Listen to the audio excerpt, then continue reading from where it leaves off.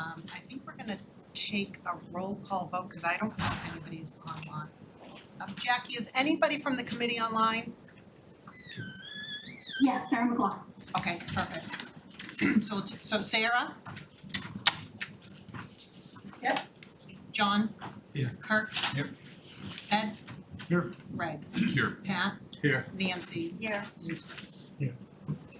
I wanted to, And to call the school committee to order as well. sure, So on the call, we have Sarah. Sarah, can you say here? Carla? here, Sean? Sean Brandt, are you on the call?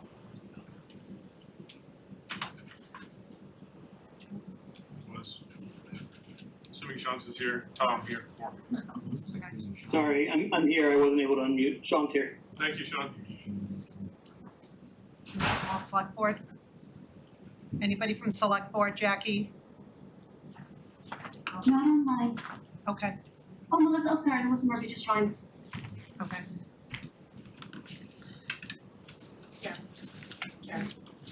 Call the select board. We're not posted. We're not posted? We're not posted.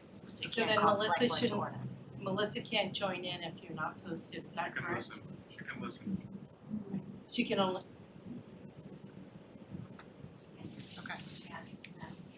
Okay, so we have a new member of our committee. Chris Haley is the new select board person, and I'd like to thank Karen for all her work that she's done on the committee thus far.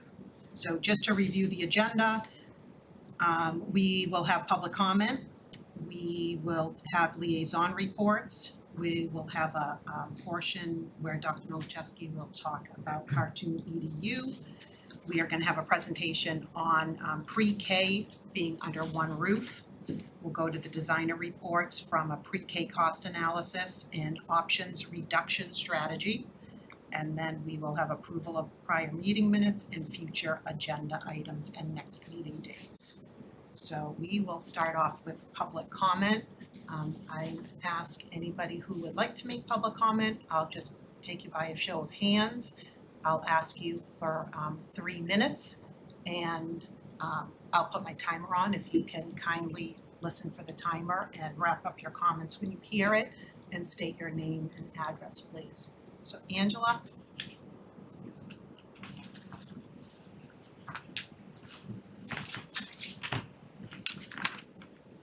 Angela Benda, 10 Orchard Park. Excuse me, Angela, give me one second. Oh, give me 10 extra seconds. Okay, go ahead, Angela. Angela Benda, 10 Orchard Park Drive. Shoot, that didn't print out completely. I received the appointment committee school building committee minute meetings from 2022 that they're in draft form and they were just received by the town clerk on June 27th.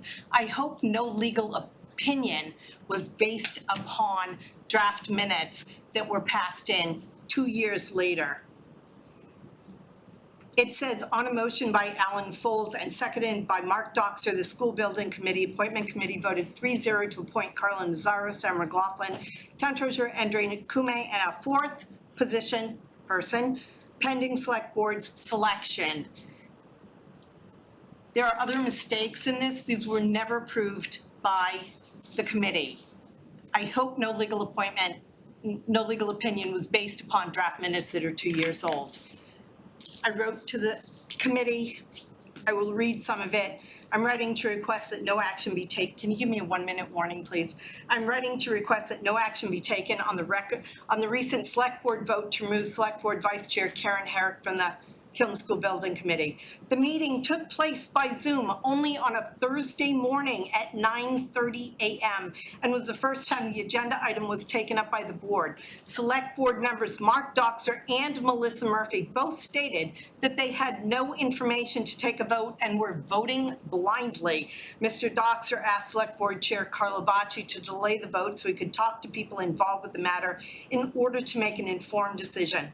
Mr. Bacci stated that he could read a list of complaints from the chair and they could stay there all day, Mr. Doxter said he could not do that. The select board is not appointing authority for the Killam School Building Committee. The appointment committee of the permanent building committee is, so the select board does not have the authority to remove Ms. Herrick.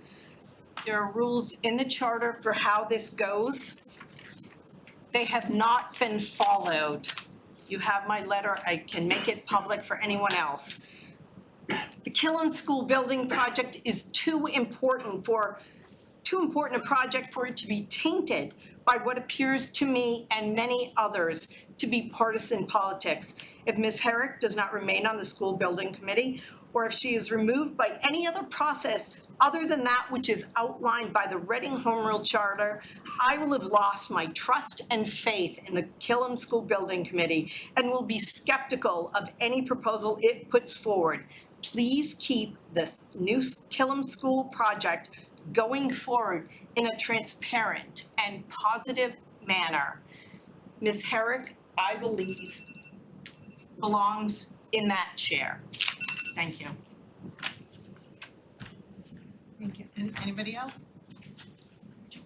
Genna.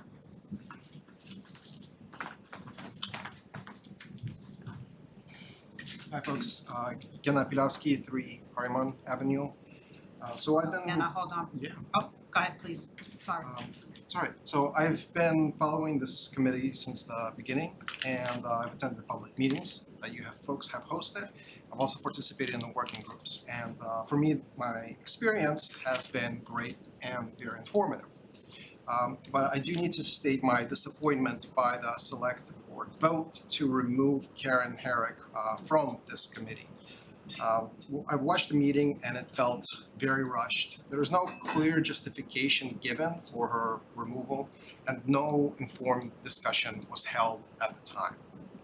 So the vote to remove her comes at a critical time in this effort when the recommendations on this project are being made. And one of the founding pillars of this effort is sustainability. Karen Herrick has been a huge advocate of us fulfilling this goal. And so the optics of her being removed before this critical recommendation is being made aren't really good at this time. So the committee, including Karen Herrick, have worked for months on this effort. And I'm left wondering if this untimely removal straightens or undermines the work that has been done thus far. Does her removal add or remove legitimacy from the upcoming recommendations in the eyes of residents? Does her removal bring the community together in support of this effort? Or does it alienate people who are left wondering what actually happened? As it currently stands, the select board's untimely removal of Karen Herrick from this committee is a disservice to this committee as well as our community. Thank you.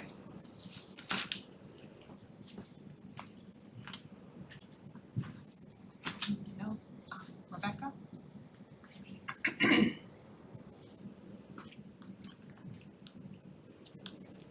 Hi, Rebecca Bailey, 17 Forest Glen Road. I'm actually here to read a statement from a neighbor who was not able to attend the meeting tonight. So, but I will state for myself that I agree with everything in the statement that I'm about to read.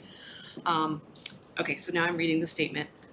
Good evening, members of the Killam School Building Committee. My name is Tara Gregory and I live on Pleasant Street. I apologize that I am unable to attend the meeting in person tonight. I am currently at the Birch Meadow Stadium Field volunteering with Kevin Lee teaching Intro to Ultimate Frisbee class to middle schoolers. I want to express my deep discontent and dismay at the removal of Karen Herrick from the Killam School Building Committee at the June 27th Select Board meeting.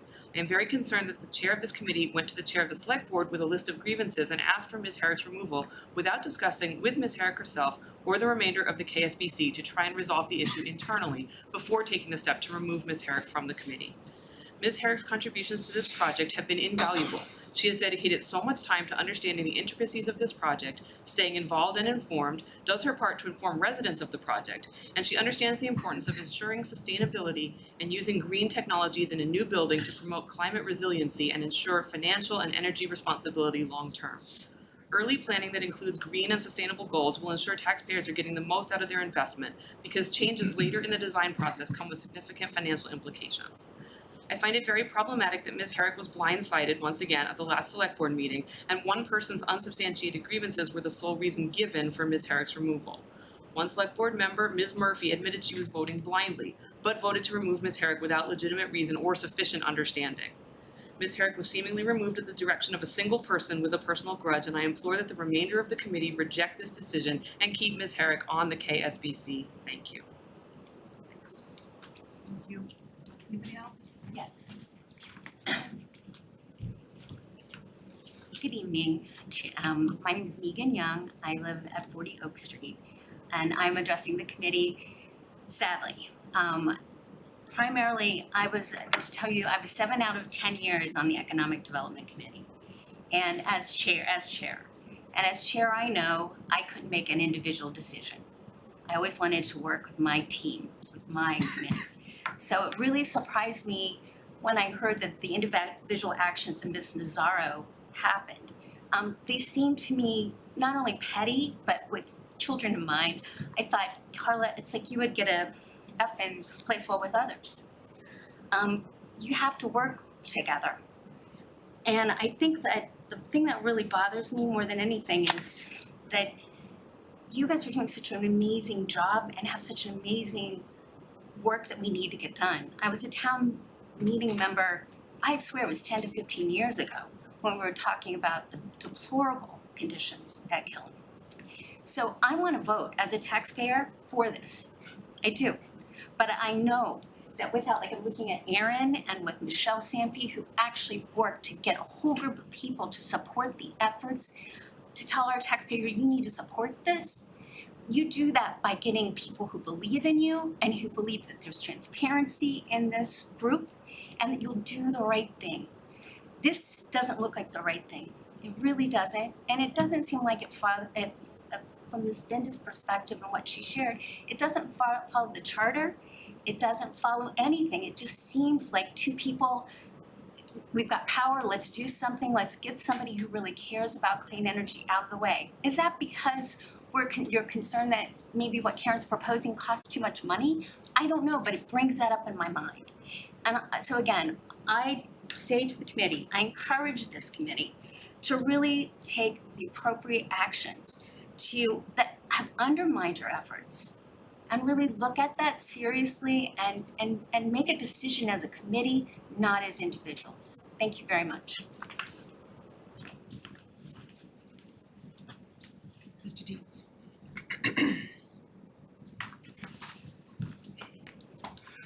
Jeffrey Dietz, 10 Orchard Park Drive. And watching the meeting on Thursday morning where Karen was removed, I was reminded of the novel The Trial by Franz Kafka, where a man is rousted from bed in the middle of the night by police, thrown in jail, tried without knowing what he was being accused of. And the trial is a symbol of opaque and arbitrary nature of power structures. And I read it a long time ago, and I've never seen it more applicable than I did in this particular situation.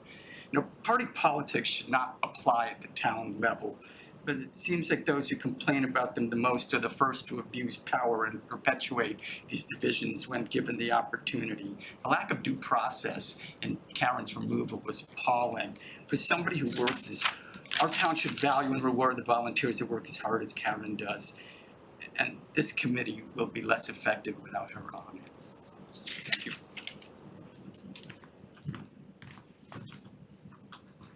Anybody else? Karen? Thank you.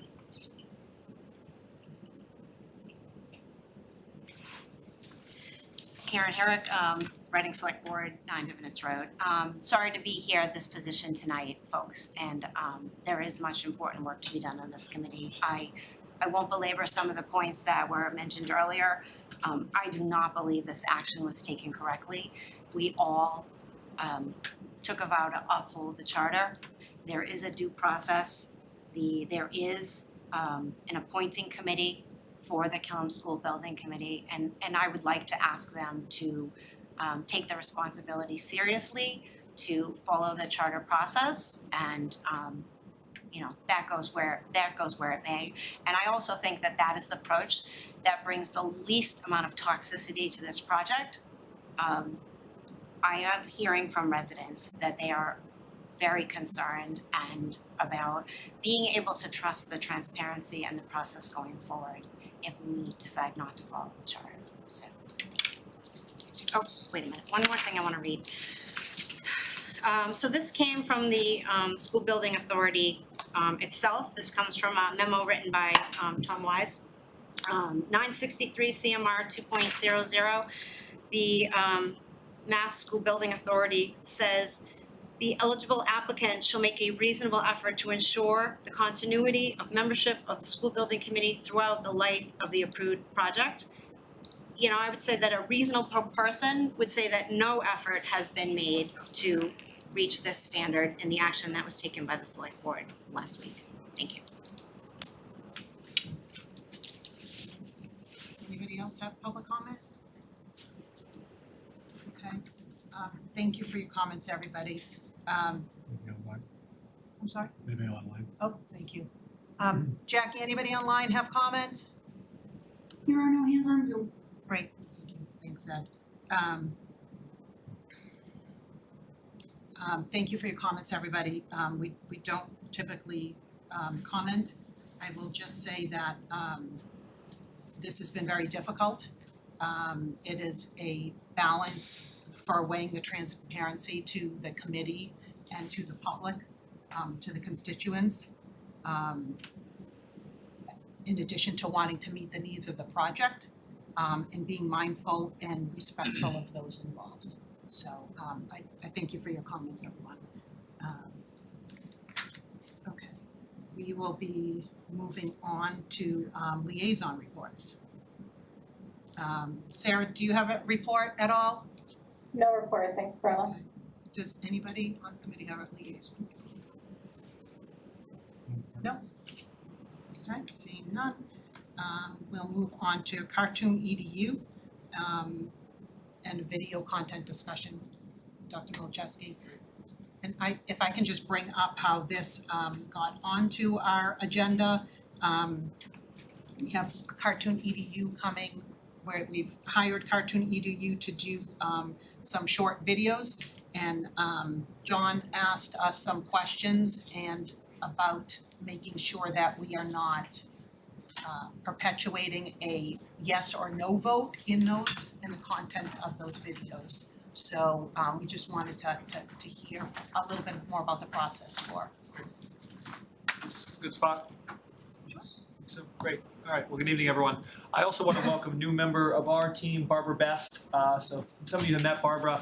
Barbara Best is going to be a full-time doctoral resident in our district for the upcoming year, which is super exciting. Barbara is in her third and final year of her doctoral program at Harvard in the EDLD program, which is a joint doctoral degree between the Kennedy School, the Business School, and the Ed School. And we're thrilled that's a fully funded residency. So for no cost to Reading, Barbara will be with us full-time as of a week ago, all the way up and through the end of April. Barbara comes to us as a pretty seasoned, experienced leader with over 25 years in the ed sector. Barbara's held a variety of roles, including the executive director of the Children's Defense Fund in Texas, also the executive director of the Kennedy School Public Leadership Program at Harvard. A couple of fun facts about Barbara. Barbara also ran our children's cabinet with Teresa Wiggins over the last year. She's got to know our district through a couple of internships over the last years. Barbara's a fluent Spanish speaker as well, in written and verbal Spanish. And also Barbara has a daughter who is also a sophomore at Yale, so we may hopefully meet from time to time. Barbara's, through her residency, will be involved in a variety of projects. She's on our senior leadership team, is very interested in community-based leadership, so there will be a lot of cross-sector work between the ed side of the town and also work in the town side. So hopefully many of you reach out and get to know Barbara. I'll email an introduction to make that connection for you. But just wanted to make sure everyone put a face to the name and let everyone know we're thrilled to have her as part of our team and will be a major asset to our team with her experience and skill set. So huge welcome to Barbara. I'd be remiss if I didn't also welcome back Lindsay Fulton, who's still on maternity leave for another month, but is with us tonight. just to get out of the house for a little bit. We'll be back officially at the first week of August too. So welcome and congratulations to Lindsay too. So this should be, there's two items kind of were the next two items on the agenda. The next one will be a little bit longer as we talk through the benefit of Rise Under One Roof. But did want to quickly answer a couple of questions around the Cartoon EDU partnership. This was something that I know in the last Killam School Building Committee, you were able to watch one of the videos of what it would look like. We just wanted to emphasize to the committee and to the community that the intent of this is just to provide factual information around the project.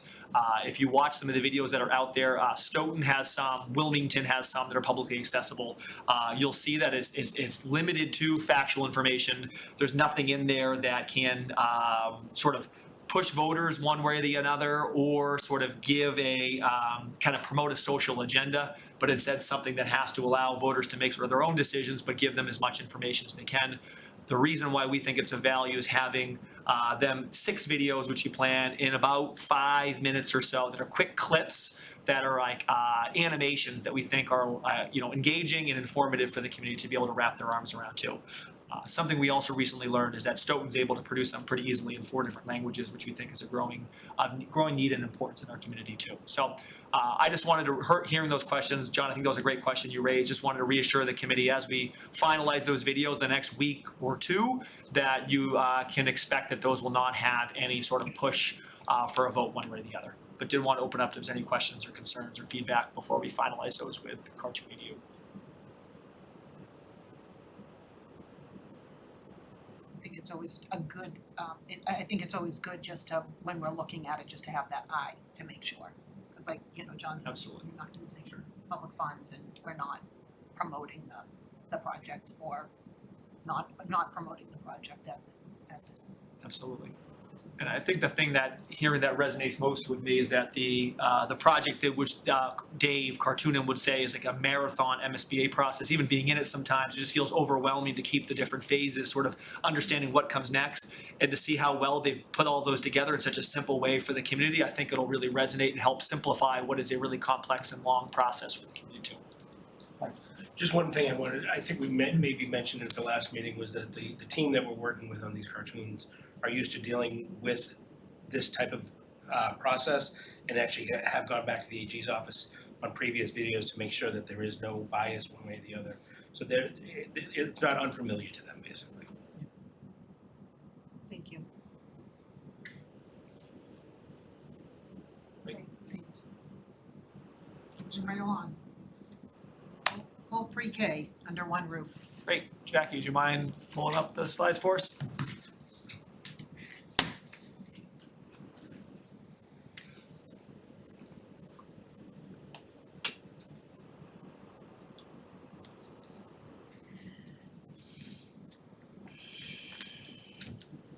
For those following along at home or up here, Just 1 second. yeah, take your time. They're in, you should have all the slides in your packet too.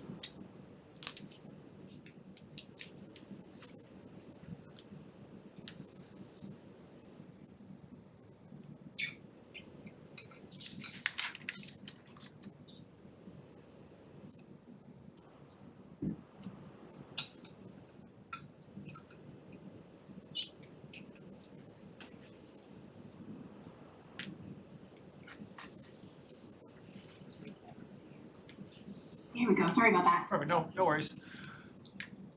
Perfect.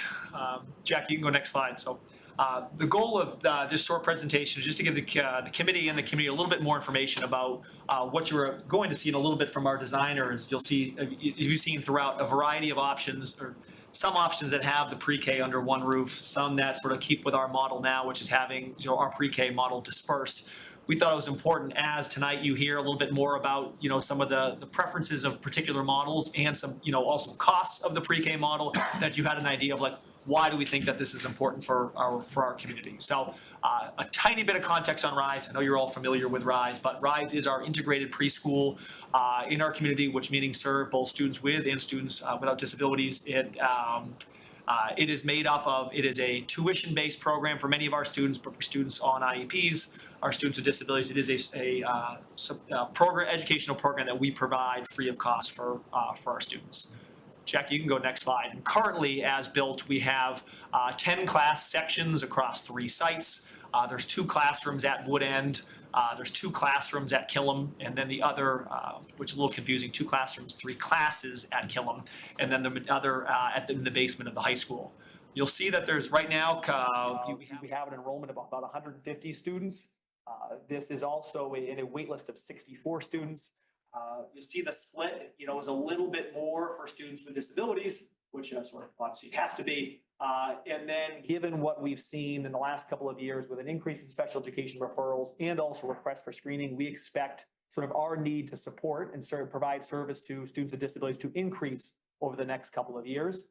So, but all of those students on the wait list at 64 are sort of all students who would be tuition-based students. So that brings us, Jack, you can go to the next slide. Sort of what is in the models that you'll see tonight with, quote unquote, rise under one roof. You'll see that this would mean consolidating all of the classrooms from the basement of RMHS, from the classrooms at Wood End, all under one roof in the new Killam build. So Jack, you can go next slide. The obvious benefit, I think, for the community that people may see is the benefit to our RISE program, which I will speak quickly about tonight, but I wanted to spend a little bit of time speaking also about the impact that we believe this would have on sort of our other district needs and also some of the programming that we're looking to expand at our high school. So, Jackie, next slide. I think that many of you could probably write the next 2 slides, just sort of in your own mind of imagining like having a school that's split across 3 sites, the challenges that may bring with appropriate oversight, ensuring consistency in curriculum, enabling and encouraging collaboration across the staff. Those are a lot of the pains that our teachers and our administration are feeling right now by having RISE dispersed sort of across 3 sites. We think that RISE is a really good program for our students. We feel that a lot of the challenges that we feel, a lot of the pains we feel are as a result of having to split across multiple sites. Therefore, the RISE community, mostly the staff, and many of the families we speak with feel that having RISE sort of under one roof would allow us to more effectively allocate resource and maintain resource in one spot, streamline administration support, coaching support in one building, ensure consistency in curriculum. Yes, should be consistent curriculum in pre-K, believe it or not, right? That we know is critically important for our younger learners. And then also many of our teachers are also yearning for having more time to be able to collaborate with colleagues and ensuring consistency in programming across sites. Jackie, next slide. The next slide gets a little bit into some of the benefits we think of, also just the level of family engagement that we can provide, sort of having families under one roof and in one community, and easier and better access to a lot of the supports and services that our students receive right now, which are stretched across 3 sites: speech, counseling, special education services, et cetera. I think that's probably the most logical argument for people in the community to understand why we'd be pushing this for our RISE community. But we did want to take some time to think about what may be some benefits that aren't as obvious to the community that we think are just as important. Jack, you can go next slide. So the next 2 slides talk about what we've listed as benefits of the district. And you'll see the 2 major ones are to help us navigate and be a little bit proactive with our expected enrollment increase. And the second is to help us better support what we see as some of our growing populations with particular needs, some of our multilingual learners, our students with disabilities, and also students with just some more academic needs. Let me start with the enrollment piece. So you'll see here on the bottom of the screen is a table from Jerome McKibben's population and enrollment forecast, which was done during the 2022-2023 school year, which mapped out projected enrollment all the way through the 2031-2032 school year. You'll see, if you look at starting in 26-27, we are expected to see a slight, I'd say a modest increase from what is anticipated in 25-26 of 1774 across grades K through 5 up to 1847, which will then continue to likely increase all the way up to 2031, 2032 of 1932, which is, again, over that span, 150 student increase from what we are in 25, 26.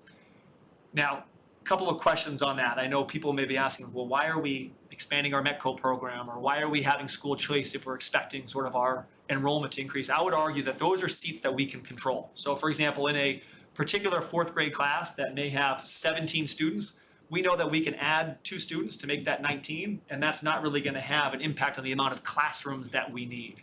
But when you start to look at these numbers and the way we're constructed as a neighborhood district, it is harder to build around sort of these numbers, which who knows sort of where those sort of students will be enrolling. Having 2 additional classrooms at Wood End, what this would open us up, would give us a little bit more flexibility to help us to be a part of a strategy to deal with a little bit of an increase in enrollment.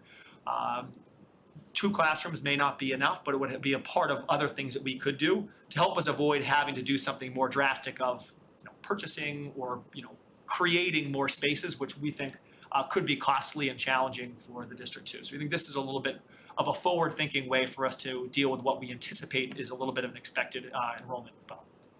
Secondly, if you go to the next slide, Tom, have. Can I ask you a quick question just Yeah. on this slide? Jump in. This McKibben, have we, how accurate are they? Like you kind of previously, looking at, kind of previous, kind of tenure, like is this, how solid are some of these, anticipated things? Have we used them in the past or Yeah. something similar? Just out of curiosity. Yeah, not to- great, not to great, poke great, holes in it. great question. McKibben came back this year to again take another look at ours, and he says he thinks that these sort of still hold. And he is committed to coming back again next year and adjusting our model if he feels like there's things that are going to shift. He feels that he feels pretty confident based off of, at least for a couple of years, because it's all based off births through the census, that he feels pretty confident that they've looked at mobility rates in and out of the community, that they feel pretty confident that projecting enrollment based off of births and typical mobility rate, that he feels we're in the range of where we would be. But I think if we aren't constantly revisiting this, who knows if things shift with new developments in town or other things that we have to be responsive to. But we feel we don't have any reason to believe that this is not a solid model at this point. Interestingly enough, he was actually spot on to the number for this year, Perfect. which was interesting. But he's off for next year, so we don't know if something's going to change this summer. So he's right now, you see that for 24-25, he was at 303. We're significantly lower for kindergarten. So that's what we are trying to figure out. Are we going to get an enrollment boost over the summer, or is he just off? And if he's off, we need to adjust the model. So. And that's why we think that we're not saying that this is a strategy to ensure we're prepared for but it frees up 2 classrooms that could be part of a larger strategy if needed too. And then the second slide, I think more speaks to even if it's not needed, part of the big challenge at Killam right now is what we're seeing. Jackie, you can go next slide, is around, we've seen an increase, we know, of our multilingual learner population, of some of the complexity of some of our students with disabilities and their needs, and also just some significant academic needs, which we say maybe need some more tier 2 support. And then space is needed to be able to provide those supports and those services. That's a gap for us in several of our schools, particularly in Killam, and opening up spaces right now at Wood End to be able to provide better services. It gives us more options to meet the growing needs of our students. So that may come with having to do some slight redistricting or shifting of programs, but having 2 additional classrooms could be of value and of interest down the line too. There's also, I didn't put this on the slide, but I know a town meeting member asked, have you ever thought about tuitioning in students for some of your substantially separate programs? Some of the community may know this year we are leasing out or renting out 2 classrooms at Wood End for SEAM's Deaf and Hard of Hearing program, which is a program that we don't have and most neighboring communities don't have, for $40,000. So that's an additional revenue stream for the district, and we feel a program that for us is going to create a more inclusive community at Wood End, with the potential of us down the line, if to take over that program and then bring in another revenue stream. Something that is another option on the table for us. I don't know if that's something that would be viable for us. But again, having a little bit more space would allow us to explore something like that, which back of the napkin math could be potentially hundreds of thousands of dollars of revenue in a best case scenario. So I think from the perspective of the district, this just opens up more options for us to meet our student needs now and also to be prepared for what could be coming, pending enrollment in the future. I think the largest, Jack, you go next slide. I think the largest benefit of this actually sits in the high school, which is ironic when you're talking about we're moving a program in for 3, 4, 5-year-olds. How is this going to benefit 14, 15, 16, 17, 18-year-olds? The benefit is it opens up the space in the basement of the high school. And I think if you've been following what's happening at the high school right now, I think the high school is undergoing some exciting transformation in a couple of different ways, mostly around creating program that aligns to what sort of students need, real world skills, real world experiences, and creating those experiences in the high school day. So you'll see up here, over the past 2 years, we've adopted 5 innovation pathways at the high school, which are courses of study, both technical sort of and more traditional coursework. Their students get to explore more deeply an area of interest to them that aligns to needs in sort of the job sector.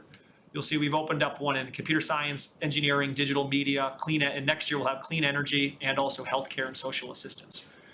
Those programs, we feel, we're just kind of scratching the surface of what we can do with them, and I'll get to those in a minute. But opening up additional space would allow us to build out sort of labs or, for example, like our computer science lab, wanting to integrate with our robotics team and build out a robotics, engineering, computer science space. Part of what the engineering teachers have wanted to have a lab space to merge what they say is some of the technical hands-on piece, particularly in the carpentry field, with some computer aided design. Some of you, this is probably your language better than mine, CAD work, and bring that into the high school. But we just don't have the space there. And we've seen schools that have done this. Our high school team has visited several local high schools where they've started to do this, and space is sort of a prohibiting factor for us, and this would eliminate that and open the doors for how they could expand. And as you've probably seen, we've brought in just under $500,000 in the last couple of years in funding for these types of programs. There's a lot more funding out there. We feel a little bit restricted right now just on space and what we can do. So Jackie, if you go to the next 2 slides, there you go, next one. I gave a little bit of context, but I want to dive a little bit more deeply too when I talk about like high school transformation, like what are we trying to do, what do we mean? So all of these 5 pathways, which there's close to 200 students enrolled now, along the way they get to take classes that are dual enrollment classes, which are classes where they receive college credits either through Endicott, Middlesex, or most recently UMass Lowell, and leave high school with college credits in hand. And then their pathway culminates with either a dual enrollment class, an internship in the community, or a capstone study with the support of an industry partner. So again, these opening up the space for us to be able to expand on that would support that work. Jackie, go to the next slide.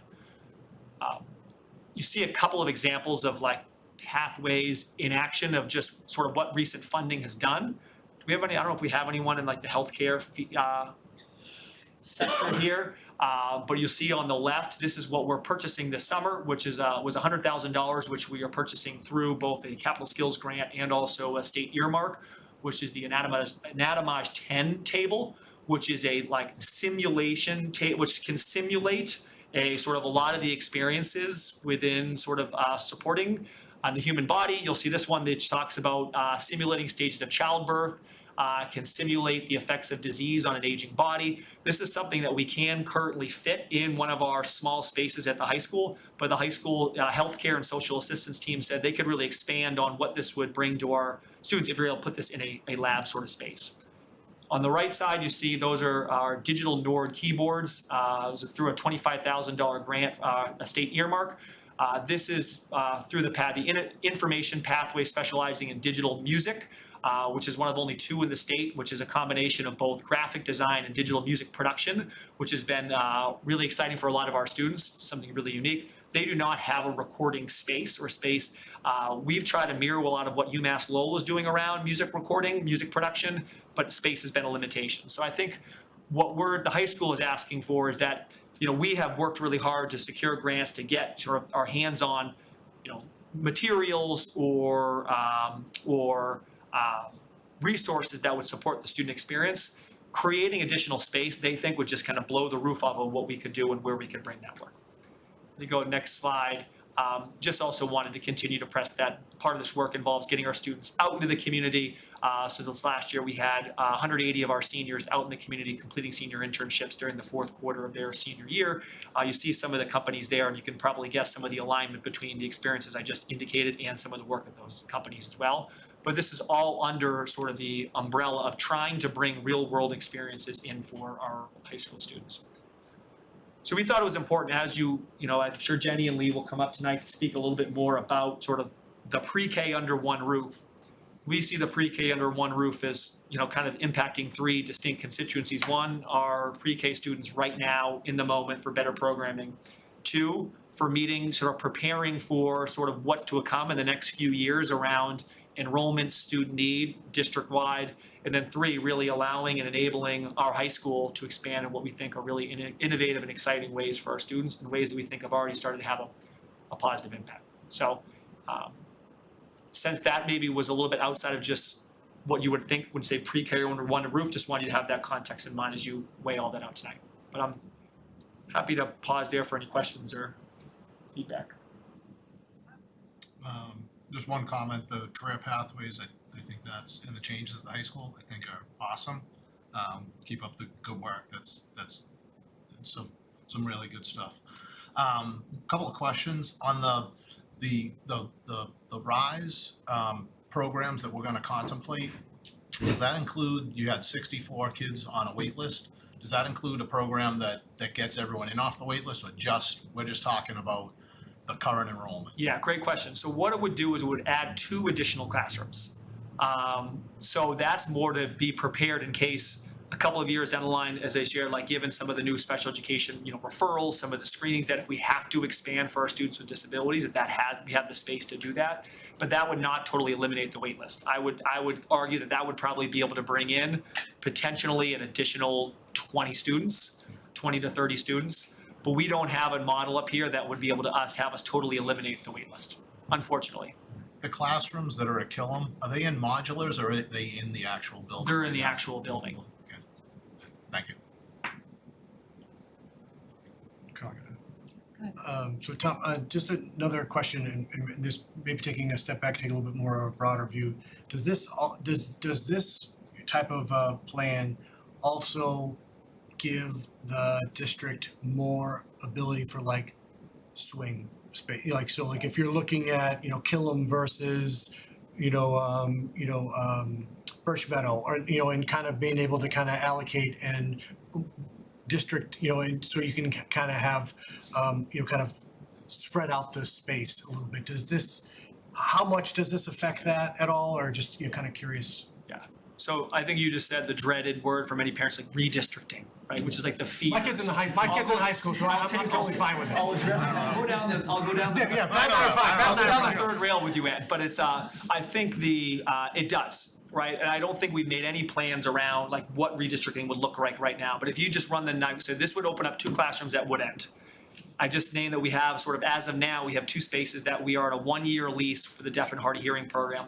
That's 4 classrooms that you could essentially almost build out a full cohort of students from K through 5. You're missing 1 class there, but that allows you to absorb another 20 kids in a cohort, which you could push the Wood End line slightly and be thoughtful about how to kind of meet those needs. So I think we're gonna have to start to look at those numbers. Like, it's the last couple of years, I feel like I have been lucky in the community that numbers have sort of settled in nicely in each of the schools. But with our expected increase at Killam, with potentially freeing up some space at Wood End, I think it's inevitable that we start to look at those boundaries a little bit. Isn't that normal? I mean, like, I know like you said, it hasn't happened, but isn't that a normal course of? It's normal. Yeah, I mean, I know no one likes it, but like it's like taking medicine. Sometimes you kind of have to do it. We had and some of the lines. Again, my kids are gone, so so I can totally find. You see, and some of the lines are, it's like right down Main Street, for example, splits many times, and there's a student from me to you who go to different schools. 100%, Today, we talked to a family, said one kindergarten school is looking really full. If they're new to the community, they say, we don't care which one we go to, it doesn't matter to us, we're on the other side of the street. So I think we already do some of that with families. Yep. But there are some families who are I am a 4th generation XYZ school, and I'm gonna make sure my child, so it does get for some people is very, very personal, but it does already happen. I just think we'd have to it would be at a larger scale than what we have right now. Thanks. I will make a little plug and compliment Dr. Milajewski about where our schools were before his tenure, before he was here, and where they are now. And I think probably this part of the table can talk about, like, I wish my kids were little again so they could come up through the high school. Yeah, I don't know, Carl, I don't know, that's a bridge too far. I'm psyched he's leaving. In terms of, when some of our kids went to school, their opportunities that other students had from other towns and Reading students had were totally different. So in terms of the innovation pathways, the dual enrollment that we have now, just the exciting opportunity of being able to take these innovation pathways and expand it and put carpentry in. Because we hear about so many students who say, you know what, college isn't it for me, but we're really lacking in the trades. So to open up that piece of it, we wouldn't have to pay for space, right? Because we would be able to carve out space. The grant funding opportunities for us are unbelievable right now, that we can bring in grant funding for these opportunities. So the student opportunities that we could offer really to bring our high school to a complete different level, and what that does for our town too. So for me, this is that type of opportunity that can really expand, not to mention the other two benefits of what it can do for RISE being under one roof, but also what it can do for other schools, space in other schools and how it can service the whole community. It's pretty unique, like to use point, that it hits a wide spectrum of students, age-wise. It's a great opportunity, it's a great, opportunity in front of us, and And I think kind of building a little further on that too is I know we took some school tours to see what sort of for different facets of like a elementary school build would look like. But if members of the committee feel like it's important also for you all to see what's a high school who has built out some of these spaces and what does it look like, we're happy to coordinate that. We've done that as a team with our own high school staff, but we're happy to go visit and coordinate that for others who want to see that sort of in action to get a feel for what would it look like in the basement of the high school, or what could it look like outside of just that description on the page. Can I comment? I think it's important that when we sell this project to the community, that we are demonstrating that this is a different school. We're not just doing the same old thing as existing Killam. In other words, if we're not improving things, why do it? And this, by bringing these all of the classrooms for pre-K under one roof, is one of the innovations, one of the selling points. If we didn't do that, then what are we doing with Killam? Why what we sell to the community, the total number of kids is not going to change. It's a more modern school, but there's nothing wrong with Killam right now. The kids get a good education at Killam, but by having a new program, a new concept, I think that's one selling point to the community, one positive. Yeah. I think it's a good point too. I think so often we spend time in the deficit of like, well, Killam doesn't have this. Killam is, lacks ADA compliance, lacks, high quality. But I haven't spent a lot of time talking about, well, with a new school, here's what that student experience would be. I don't know if that's sort of what you're hinting, yes, what you're getting. Yeah. We've got to present something different. Yeah. This is how much we're going to gain as a community from spending this huge amount of money.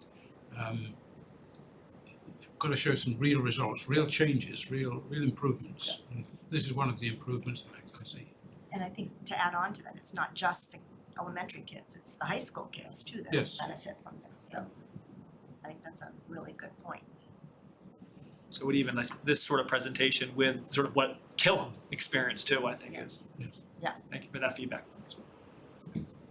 Thanks, Carl, and thanks, Tom.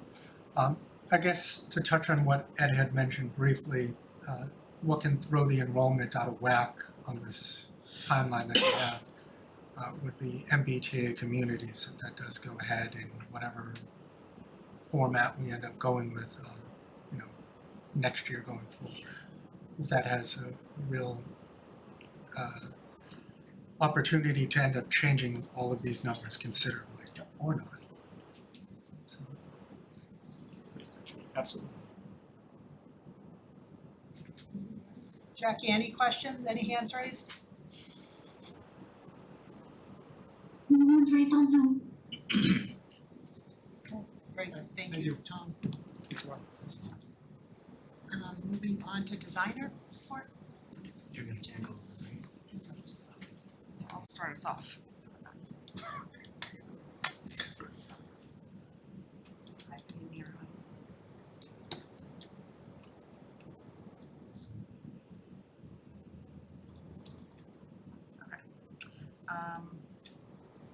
Okay, so this evening, we're gonna be reviewing, we're gonna be hopefully getting the SBC to make some recommendations about reducing the number of options that we have under consideration. We currently have 10. And if the committee feels that they have all the information to make a decision on the enrollment approach, that would be very helpful in our design process. And if we're able to select 3 schemes to move forward with for PSR as our final options, that would also be very helpful for us. So those are our goals. So just to review our tasks completed, what we've been up to the last couple of weeks since we last met. We are working hard on the HVAC system selection process, and we'll be meeting with the Sustainability Committee tomorrow with a lot of information about the cost comparison between the multiple systems under consideration. We have met with the Reading Fire Department to review site access based on their equipment and emergency needs. So we've had 2 meetings with them. And we are working to reduce the options so that we can continue to advance the design and yes.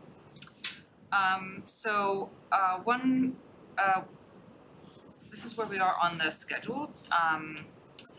And in the pink here, you see the MSBA review period. The MSBA does not give us they don't commit themselves to a specific timeline. So we had anticipated that review period would be over actually a week ago. So we've just, the OPM has reached out today to ask what is going on and when they will have the comments ready for us. Because the district and the design team will need to put together a response to any comments that they give us that will be part of our PSR submittal. We also have a cost estimate coming up that we will be starting in a week, which is why it's important for us to reduce the number of options today. So on pre-K enrollment and cost question, Mike, Carol and I sat down a couple weeks ago and took a really close look at the total project budget, which is this spreadsheet that Mike showed, I think at the last SBC meeting. And we zoomed in on the reimbursable portion of the RISE spaces, because we understand MSBA does not reimburse for 100% of what you build, and with pre-K, they're especially restrained in what they fund. So they only pay for the classrooms, not for additional spaces like administrative spaces or support spaces. So we drilled down into those numbers so that we think we have a more accurate as we can be under, based on what we know today. So I'm just showing you this to you to show where the numbers came from. So we looked at this B1 option, the total project cost and the town share. And then we pulled those into this spreadsheet for comparison. So on the top line, we have B1 option. So that is a full pre-K with option B, which is the compact 3-story scheme. So we just used B to keep it as an apples to apples comparison because we're just trying to drill down on what is the pre-K going to cost. So the total project cost for the B1 scheme is using the range of 117 million to 136 million. And then when we calculate out the town share of that, we figure out what MSBA will fund of that. That's 78 to 98 million. And then we compared that to the partial pre-K, partial meaning 4 classrooms, which is a small increase from what the current program is, which is 2 classrooms. So kind of just growing to accommodate future enrollment growth. And the bottom line is that the pre-K, adding the full pre-K would cost $13.2 to $16.8 million total project cost, but then the town share of that will be $8.8 to $12 million. Any questions on that? Thank you. And just so I have it right, the difference between total project and town share, that's again MSBA. Right, the total project cost is what we pay the contractor, the town share is what you pass in the bond. And this is the pre-K portion of that. If I can, total project cost is contractor, designer, OPM, FF&E, it's everything. And the bond is typically for that total value, but ultimately what the town will pay is only that town share, which will be that town portion. Thank you for clarifying. I think I wanna can I sit down through this? Sure. Okay. I just wanna kind of do this. I've had trouble standing up recently, so I'm going to sit down. That's all. And you'll drive? Yep. So one of the things that we did over the last couple of times we met was to recognize that cost was its own kind of thing in this project. When we did some estimates and we took the larger enrollment, which is around 123,000 or so, and the smaller enrollment, which is the semi-pre-K, right? Which is about 20,000 square feet less. It didn't really matter too much right now if it was a 2-story building, a 3-story building, because we're kind of constrained anyway. It's not like we're gonna build all over the place. And right now, our estimators are looking at square footage, they're looking at a certain kind of level of building, and we're not value engineering yet, right? So cost is its own thing, and cost is, are you gonna do the big one or the little one? How much is reimbursed for that? And you already know that, we made that point last time, that kind of shows us. So there is a decision to be made by what is appropriate for you guys for cost. And for the enrollment size, and that's a decision. But the other decision is, what is the right option or building? You know that we've done a bunch of different sketches in building and we examined some different things. What is the right thing? So what we'd like to do tonight is focus on the idea of height and scale. Put on your architect hat and your real experiential hat. Footprint and site, this is a small site, footprint really matters here, the size of the footprint. Internal organization education, we have met with the educational team and the leadership right before they left on vacation, which was great. We had a great talk because we wanted to know which of these schemes they thought worked best as a school, because they've been leading us through this whole program. We've been visiting schools and we don't want to show you something that we know doesn't work for them, because they're the inhabitants. Phasing and swing space, well, that's really important, but it may not be a huge question, but we'll talk about that. And then pre-K enrollment options, you already know, there's 2 of them, and that's about it. So what I'd like to do tonight is I'm gonna tell you what I've learned from all the different people we've talked to. From talking to the educators and getting their feedback as to what worked and what didn't, from talking to the XLT team, was the extra educators and some of you about what they felt preliminarily was appropriate and not, and our own opinions about what is probably best. Okay? You know that I have opinions, but I really would give up any opinion if it wasn't your opinion. I'm a terrible people pleaser. So there's not too many ways to do this. I'm gonna try to actually be swift about this. And I'm gonna ask you if it's okay at certain times to skip over some things. We have, for the full pre-K option, which is the large school, the large program, we put together 6 different options.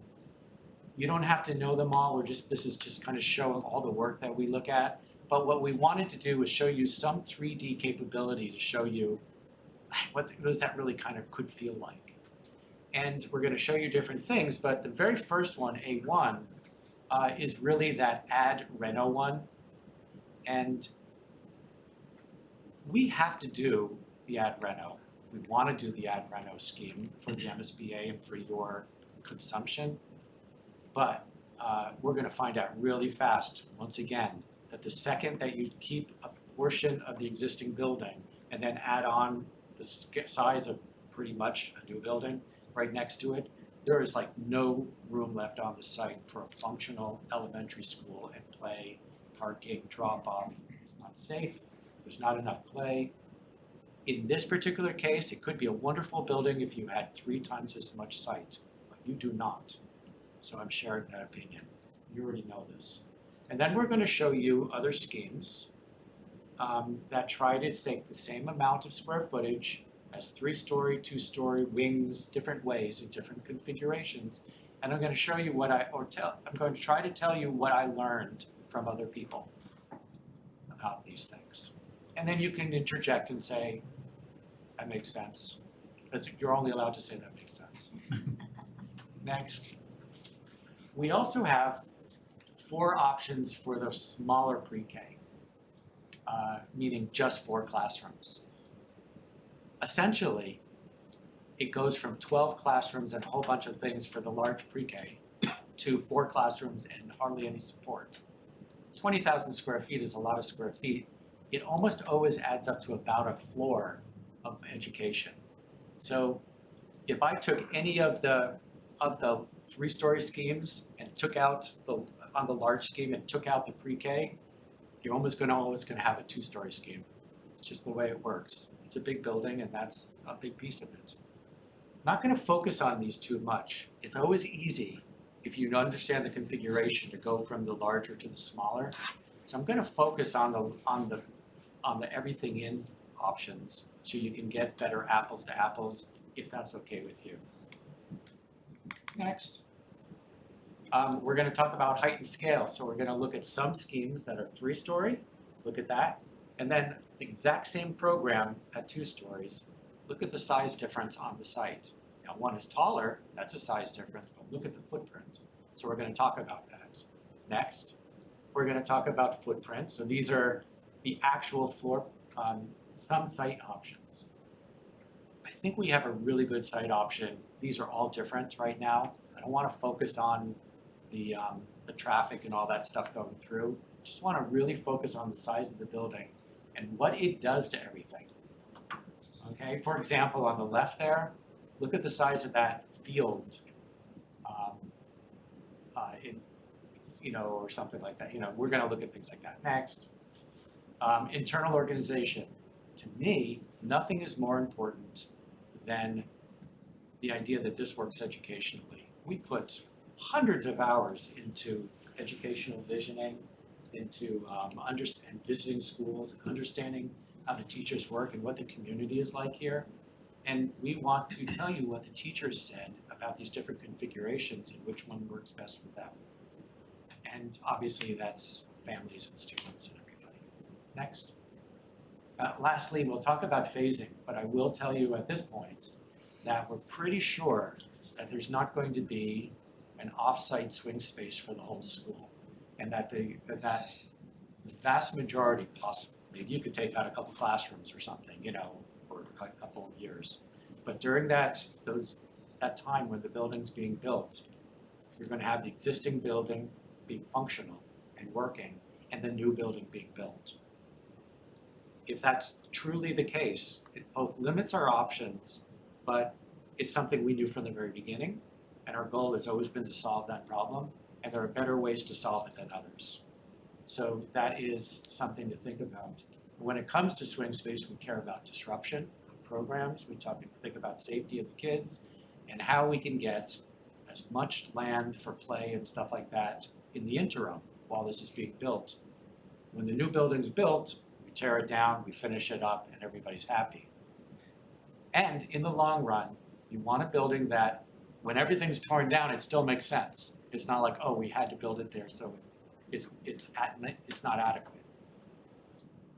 Okay, so that's like the first thing. Next.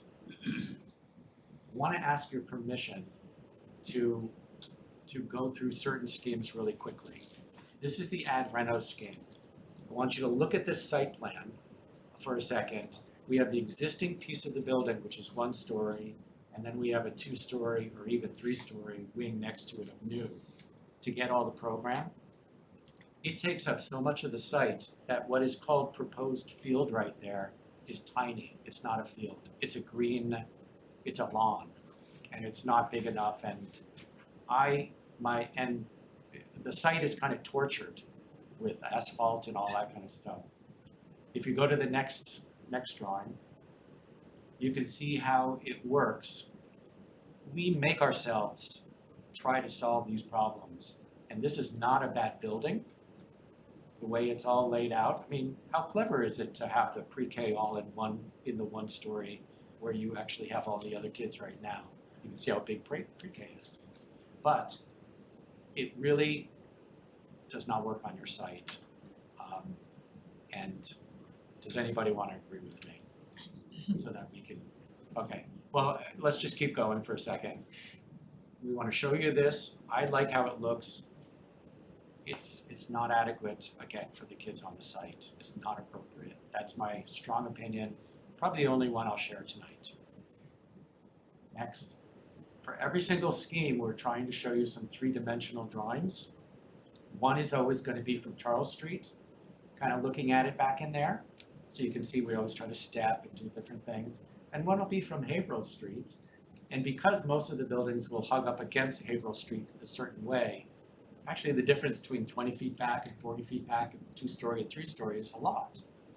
No matter what we do, this is a 3-story block right there on Haverhill for this particular option. We will try to step and do different things and use materials. So that's that one. Next. Next.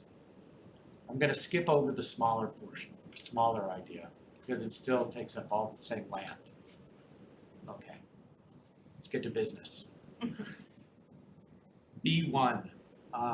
This was the very first scheme that we drew because it was compact. It didn't interfere with the existing building. If you look closely, you can see the existing building line. Like, see that dotted line right there? You can see that existing building. What was interesting about this one, though, was that it was 3 stories. And in the very beginning, Tom was like, we don't have any 3-story elementary schools.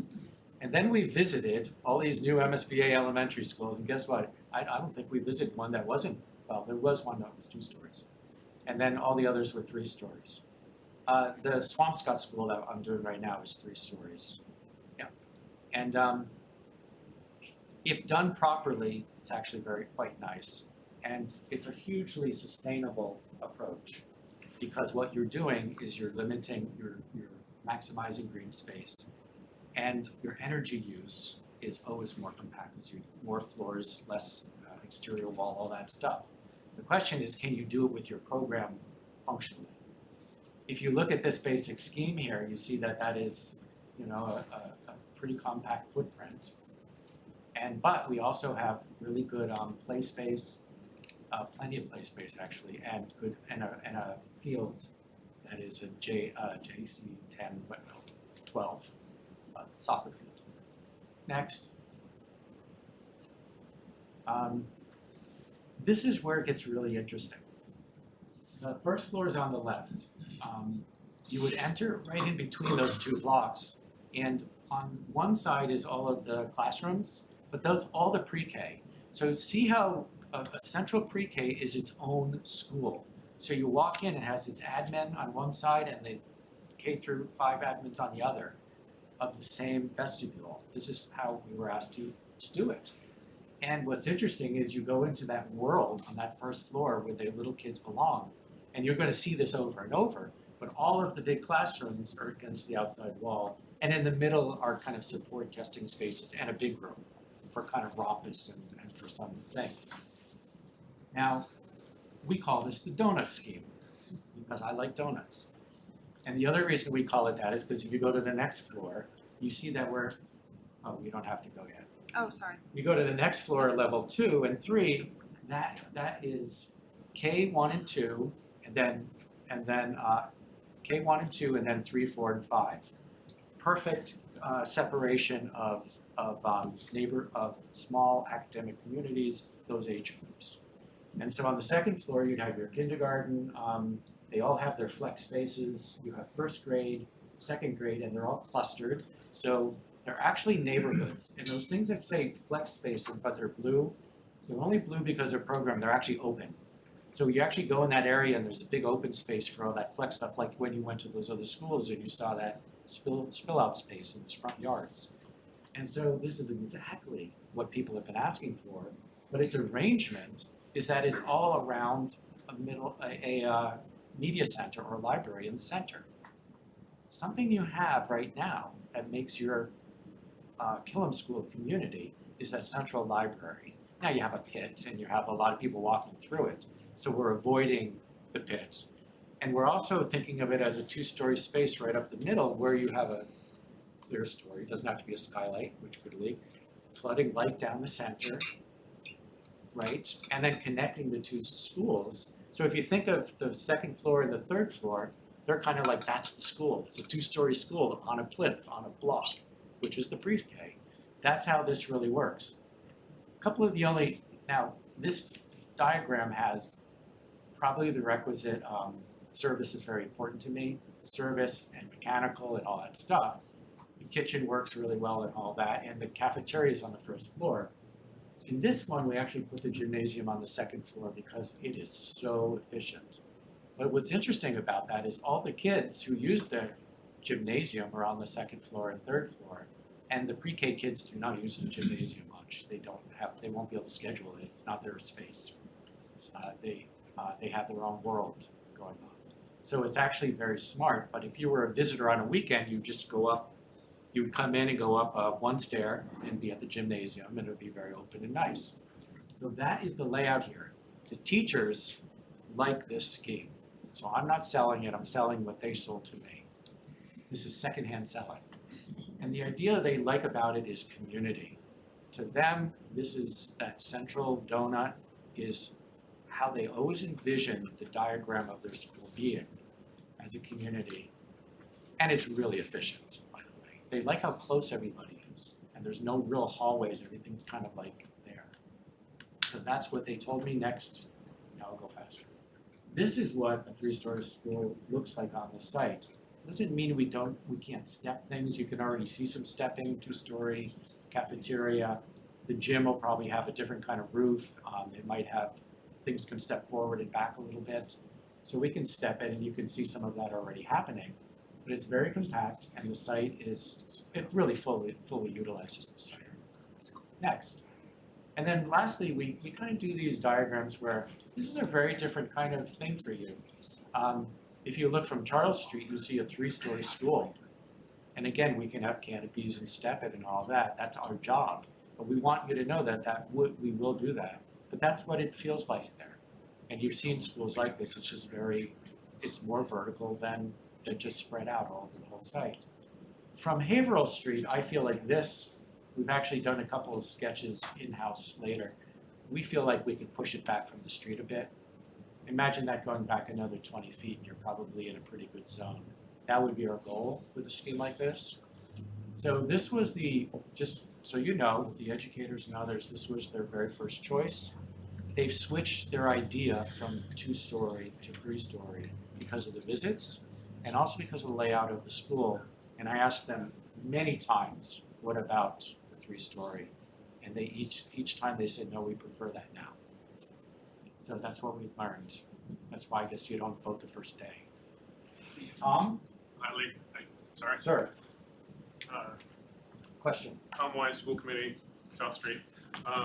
Lee, is looking at this picture. One of the pictures, previous slide, shows the fact that the 3rd floor above the cafeteria is, there. This section right here is not a full 3rd floor.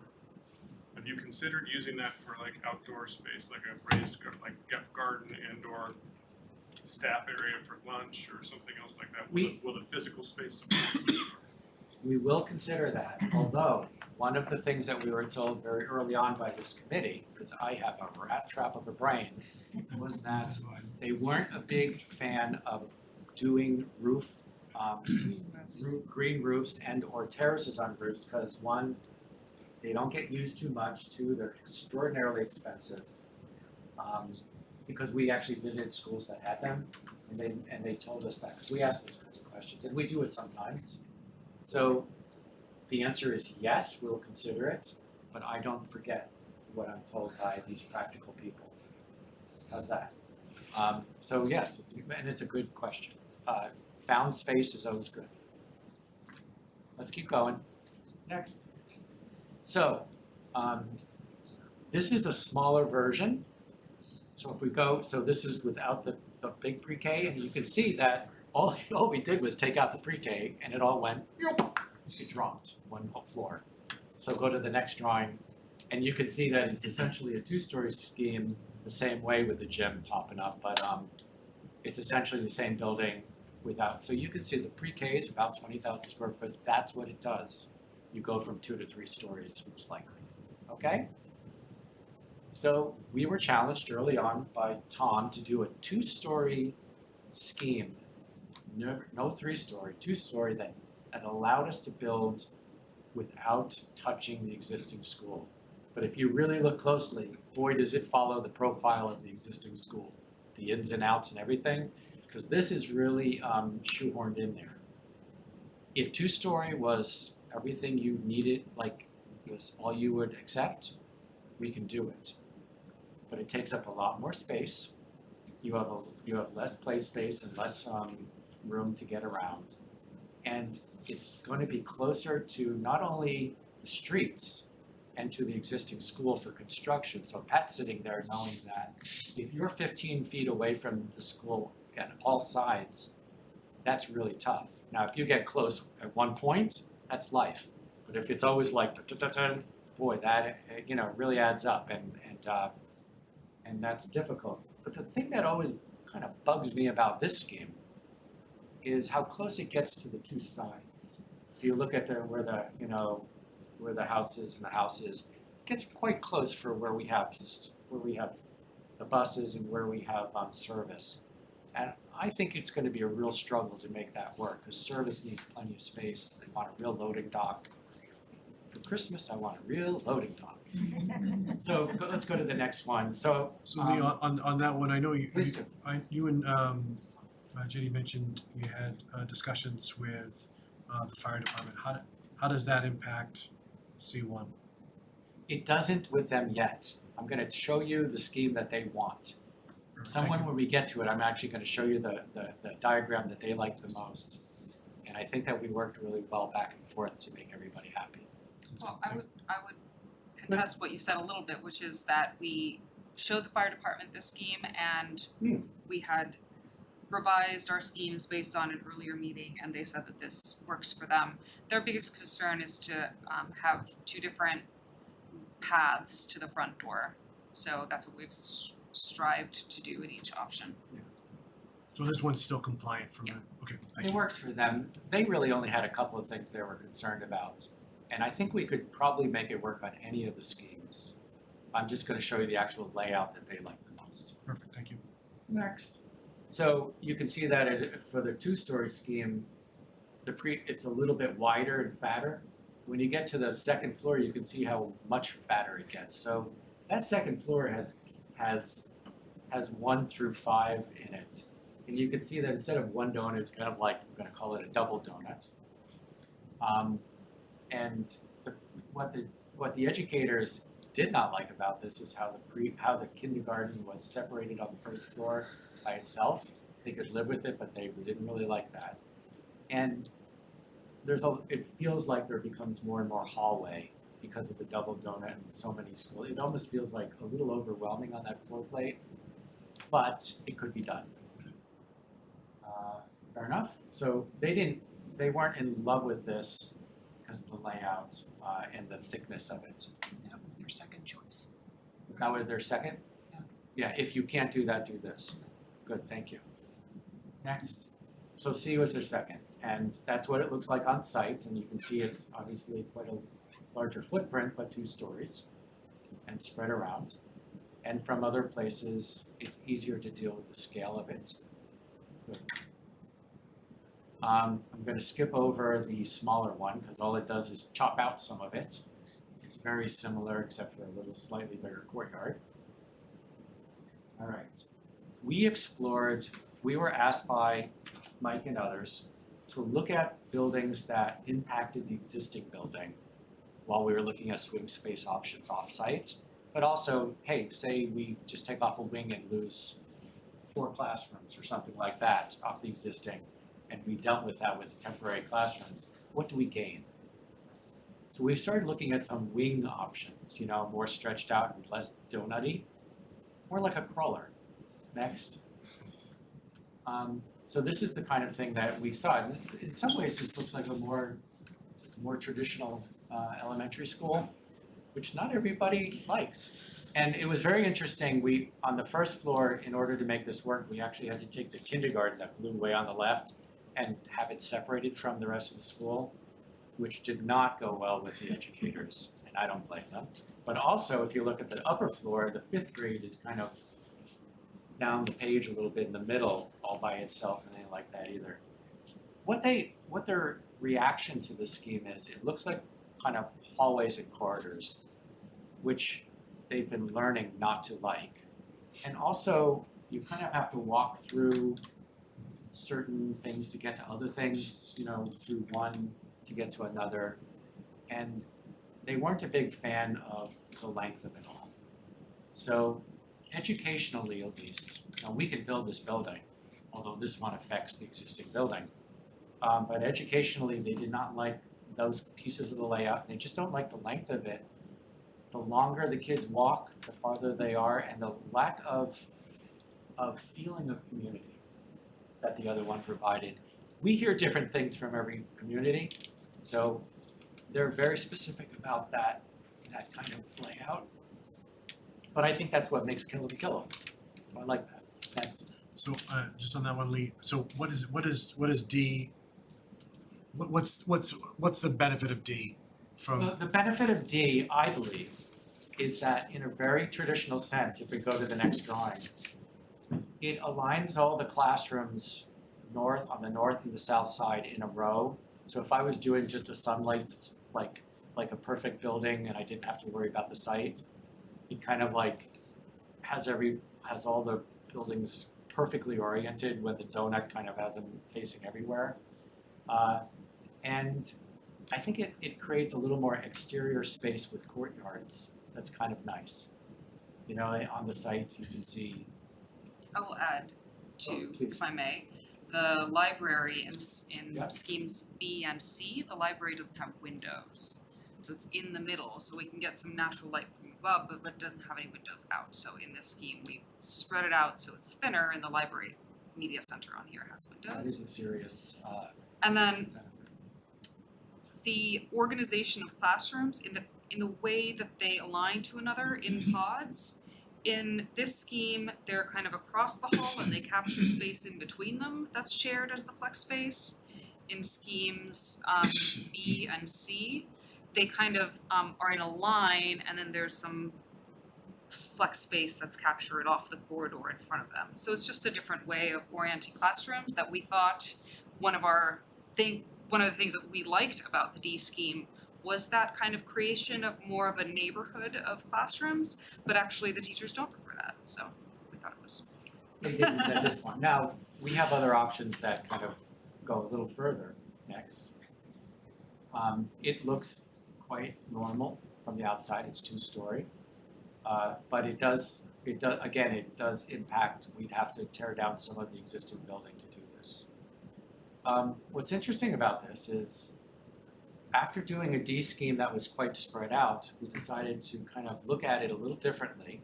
So if we went to an E scheme, we wanted to do a wing scheme on E that just had different configurations so that maybe it would fit better on the site and be a little more compact. This one is wing-like E, it's 2 stories. And you can see it looks kind of similar, at least that wing is very similar, so they don't they didn't like where the kindergarten and the 5th grade were. but it's more compact when it comes to the cafeteria and all of that stuff. But then it was interesting, we thought, well, what if we could make that scheme, the E scheme, 3 stories? So it was the wing option, not the donut, but 3 stories. So it's almost like the things we learned from B1, which was 3 stories and all of that, but with this other kind of wing option. So if you look in the orange right there, we could actually get, with a 3-story E, we could actually fit it on the site without touching the existing building. And it's a different arrangement, so we have a better kind of comparison to the donut scheme. So if you go to the next one, it kind of looks like this. Oh, there. It's 3 stories, so it's very similar to the B1, except it's a hallway and all of the right stuff is on the first floor, all the pre-K. But the big room that it has, which is under there, has actual exterior windows. And if you look at the next floor up, which is where K1 and 2 is again, it's just stretched out a little more wing-like, but it's not so distant. And the library has exterior windows. So it's a way of kind of taking the issues of those long stretched out things, understanding that we're allowed to do 3 stories and put actually 3 stories works better for them educationally, because it puts pre-K all on the first floor, the K through 2 and then the 3 through 5 in their own small communities. And that's exactly what you want if you were just planning this out. And this one has all of the classrooms, again, facing north and south, which I dig, because that's a good thing for daylighting. And I would, if you go one more, I think we have. I got out of order here, so I'm jumping back and forth. Yeah, but it's something like this for 3 stories. And because it's 3 stories, it steps different ways. Now, see how far back it is from the street right there? Our goal, now it can go back and forth, but our goal is, if we're gonna do 3 stories, is we can push it back, say even 40 feet from the street. We find a marked difference in the perception of height and scale. And if we step a little bit or do some clever things with material, we think we're okay. So it's in summary, if we just go one and then I'll let you ask questions, just tell you what, in summary, this is what we learned. We learned that it's going to be really difficult to do the reno ad scheme, but we need to follow through on it. And that's mostly because of the site, not the building. We learned that the teachers really liked B1 because of the arrangement of the classrooms around the central spaces, but also because 3 stories was the perfect way to separate their components. And they didn't worry about the gymnasium on the first floor, because that's actually not a big deal to them. But I think it's really clever because it really saves a lot of space to put it up, of the spaces. They actually, as a second choice, if they went with 2 stories, they liked the plan anyway of the 2-story C1. Although they were concerned about how it pushed up against play space, outdoor space, and other spaces on the site. But if they had to do a 2-story scheme, I think that's the one that they liked. Then they went all the way down to the end where all of the wing schemes, now, are they reading it right and understanding the length of the building and the corridor, I'm not sure if everybody understands it perfectly, but I will say that they don't separate the program properly. But by going with the 3-story here, it actually, for the wing scheme, for that kind of scheme with the different way it's set up, it actually solves all their programmatic internal issues. Plus, it's smaller on the site and all of that. So if I were to tell you what their grades were, they would probably say, they'd give that one the most, this one, and then this one. Those were the ones that they focused on. And when we showed it to the XTC, we kind of got the same thing. I feel like I'm leading you a lot, but I think you're smart enough to poke some holes in this, so why don't you ask some questions? I just want to make a couple of comments. I fully agree that 3 stories makes the most sense for this site. To be able to leave as much ground space as possible is really important, and it's a small site. 3 stories, when we went and saw the buildings, they were actually quite lovely, and I really enjoyed the fact that they could be stepped back and could get some additional scale. So I personally do not like C1, but I do like B1 and E2 after you showed that. I was very impressed by doing a different scheme with the wings. I mean, I think that's a good way to look at this as well. So I vote for having as much area around that building as we possibly can to get as much play space and as much out of it, because we're so tight on fields in the town, and just knowing how important that is, I think that 3-story scheme is like stellar. Pat, Quick question on the E2 3 stories. please do. I thought, did I hear you say that you could do that without impacting the existing building? Well, it's funny because It sounds like that's what your drawing shows. yeah, we couldn't earlier, but then we said, well, what if we push and pull and flip this? So what I did was, even today, this is the existing. We figured that we could take this, we might even, I mean, if we feel like we're too close, we can slide this over. Okay, So the answer is, so at first pass, it was impacted by the existing because we didn't school. think about it, we didn't, it wasn't the point of the scheme.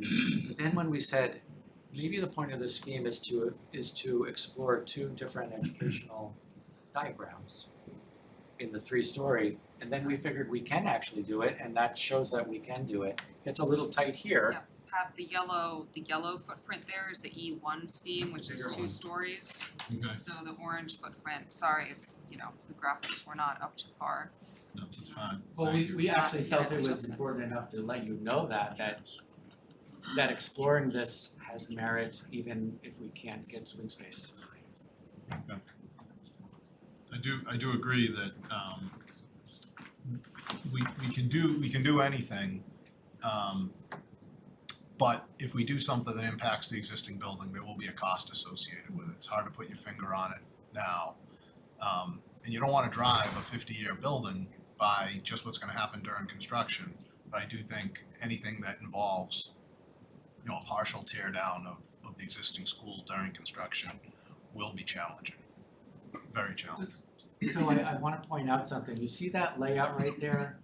You asked about the fire. This is what they really wanted, which was you drive in and you can park, you come around and you come out again and parking in the middle. The reason they like that is because they're gonna come in with their fire trucks off of Charles almost all the time. They want to get to the front door. And when they saw those little loops that you turn around and stuff, they said, we can't even do that. So what they could do, we drew this with them, that's what they could do. So we worked with them to do that.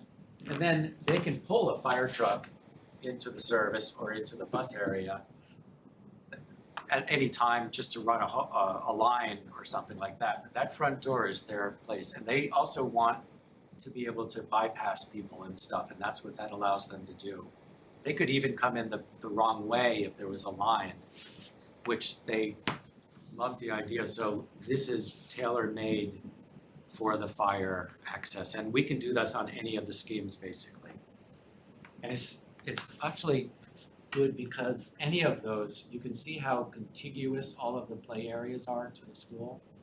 And the parking, yeah, they have to cross from the parking, but those are adults. So it's a very simple idea. I've never done it like that before. It's very simple. They usually do more complex things. Anyway, I think any one-way loop scheme inherently has got to be sweeter from a traffic point of view. yeah, it's interesting. It's like a little road and you can park all the way around one side of it, but you don't get that double traffic problem that we had on those loop things, those fat roads that came in. And I think what you have to consider is snow plowing. Yeah. The double road with snow plowing, they're going to push it onto each side, and you're pushing it onto the walkways. So how are the kids who are walking to school, how are they going to get through the school? The idea is to create an island in between. Maybe we can push it to the middle, and then if it gets too. I hear you. So that, But John, is what you're saying with the one-way road, you can push it to the opposite side of the Yes, road? you can push it to one side. With a Right, right. two-way road, you've got to push it to both sides. And then you block off both sides, both paths. Yeah. And I think that was my original complaint about your original scheme with the loop, is that it didn't work for the snow. This one-way scheme works beautifully for the snow, much better. Good. And, you know, I mean, basically all we did was listen and do what somebody told us was better. We take all the credit. Let's keep. So Lee, could you do for B1, could you do that layout for the Oh, yeah, parking? it's Could you do exactly- that to B1? Yes, and we actually are doing that. That's how we're thinking about all the schemes now. So any of them, that would be our basic layout for the site. There's a couple other things that I like about this is, one, the service is tucked back in the north side, back in that corner. And I like that because we have to kind of come down to it, create a little bit of a pit, you know, we have to come down into the service. So I like the service kind of tucked back in there off of that street and only be service, nobody else has to go through it, nobody walks by it. Like, it's from the side. Now, we can't block everything in the world from, and it's also only visible from, once we screen it, really only visible from Haverhill a little bit. And I like that the bus drop is over there where you come in by itself, come around the school, and the buses can just sit there, like in the afternoon, and not get in anybody else's way, so they're essentially separated. But that walkway through the whole site, which is this walkway at the bottom here, that connects the world from here to here, then off to the ice rink even, you know. That is a very important, it looks little, but that's a really important connection. And I like that it's going with the bus and not the service, so those are the, I think it's both of those are the right, they feel right. But anybody else have anybody wanna poke any holes or tell us that we should be doing something different? I don't wanna do that, I just wanna make sure that we're comparing apples to apples here Please. from a cost perspective. Are these all roughly, and I understand it's too early to have like detailed estimates, but are these rough order of magnitude around the same cost? Yeah, they really are, especially if they're both 3 stories.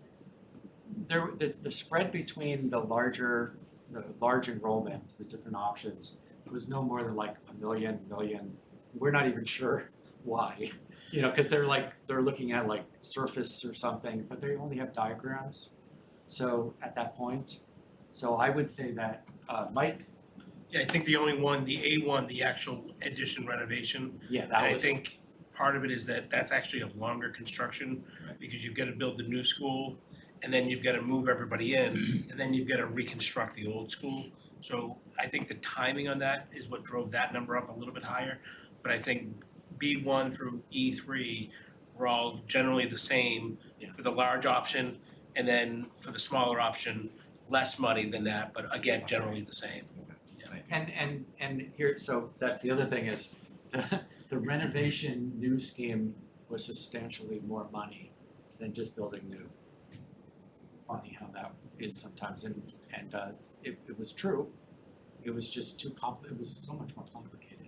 It's not surprising at all. Well, people, if they say renovation costs less by square footage, they usually say then it should be a cheaper building.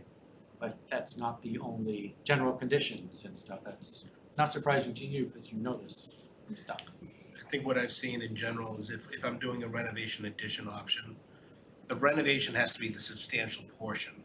So if you've got a building and you're adding another 20% onto it, it's probably more cost effective. But if you have a building and you're, in this case, adding 60% onto it, that renovation savings isn't there. Because that's really what we're doing. We're adding more space than we're renovating, and that's where it kind of gets you lopsided. But the big thing with the renovation is what do you do with the kids while you're renovating? That's the problem, right? In this option here, you would have the kids in the old building. You would build that new addition. Yeah. Then the kids would all move into the new addition, and you would tear down part of the old building and renovate the rest of the old building. But it's a whole nother year onto It's a that. very complicated process, yeah. It's gonna be complicated enough, so just to share a couple ideas. If you can get parking during construction for the teachers offsite and for the contractors offsite, either just in the adjacent parking lot for the church, or even maybe the teachers over at the ice rink, and maybe a shuttle, or maybe they just walk. I don't think it's a long walk. That would teachers. But anyway, what that would do is it would allow you to have I'm a teacher, I would never do that. as much as possible to get space for the kids during that construction time, to have play space outside.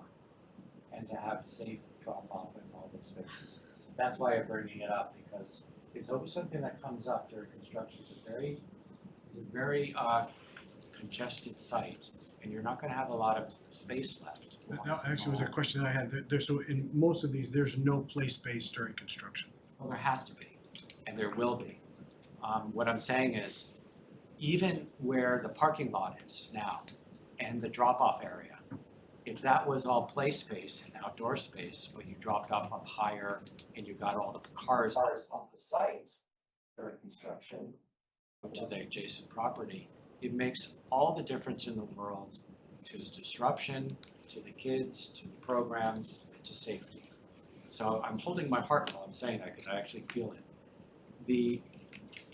If there's that building right there, yeah, we got that. And then if we could grab this, then we can grab this, where the parking is, that's substantial amount of space. Doesn't mean there wouldn't be some spaces there for people who really need them or anything, but I'm just saying that when you really think of the practical nature of that during construction, that's what those are the kinds of things that people do to make it work. And I'm not afraid to say it. Ed, or at least I'm currently thinking that this kind of T-shaped blob I drew up here would be play space during construction. And then this existing kind of drop-off would remain for drop-off and the parking that's along here. And potentially this parking along here would be eliminated during construction, particularly if we go with the geothermal option. That would be valuable space for wells. But that last piece is or for layout, so you're gonna need layout space and stuff. Again, very tight area to build in, and we're not trying to figure it all out. Jenny may have just figured it out. But the truth is that we're going to need to think outside. The only things that you can think outside the site really are parking that are safe. And we wanna be pragmatic about it and be helpful. If I could say one other thing, the trick with the play space and the parking and everything, the hardest phase isn't actually when the building's being built, it's after the building's built and the kids are in there. And we're tearing down the old one and trying to build all the site. That's actually the part that is gonna be most difficult to have parking and have play spaces, because you're gonna be wanting to give just the building and then maximize the site work, to get that site down, the building down and the site work. So we have some work ahead of us, but we can get it done. But that's the part that is gonna be on any of these options really is gonna be difficult. That was one of the reasons why we had initially looked at the swing, the overall swing space option. Part of that was because of that phase. But it does not appear that that's going to be a potential for it. And remember, that stuff all changes. Say it takes a couple of years to build this building and do all that stuff. The site changes dramatically. Pat knows it at Swampscott. We would drill in some holes, so that wasn't available, but we put up the trailers here. And then when those were done, we started to stage over here, move this over here. Then when you needed more parking for contractors, you created this area, got this next door, and it all just kind of moved and you made it work. So we can think like that. So is there any chance, looking at this in stages, like once you get the new building up, some of these areas that are for traffic flow, you could use as play space because you're not. This is the next step, is to look at that phase 2 when you're occupying the new building and doing the site work. We will need to include that in our PSR report, so that's one of our next steps to look at, how to resolve that. But I would just say for that obviously a 3-story option makes that easier to resolve, and gives us some more room to maneuver and figure out a workable solution. So looking at the time, I just wanna ask if there's additional discussion on these options. I've heard Nancy's recommendation to move forward with B1 and E2. Is there, yeah? Just one quick question. Of these schemes, is there any that you would consider to be more of an energy efficient building? Energy efficiency, I believe that 3-story compact buildings are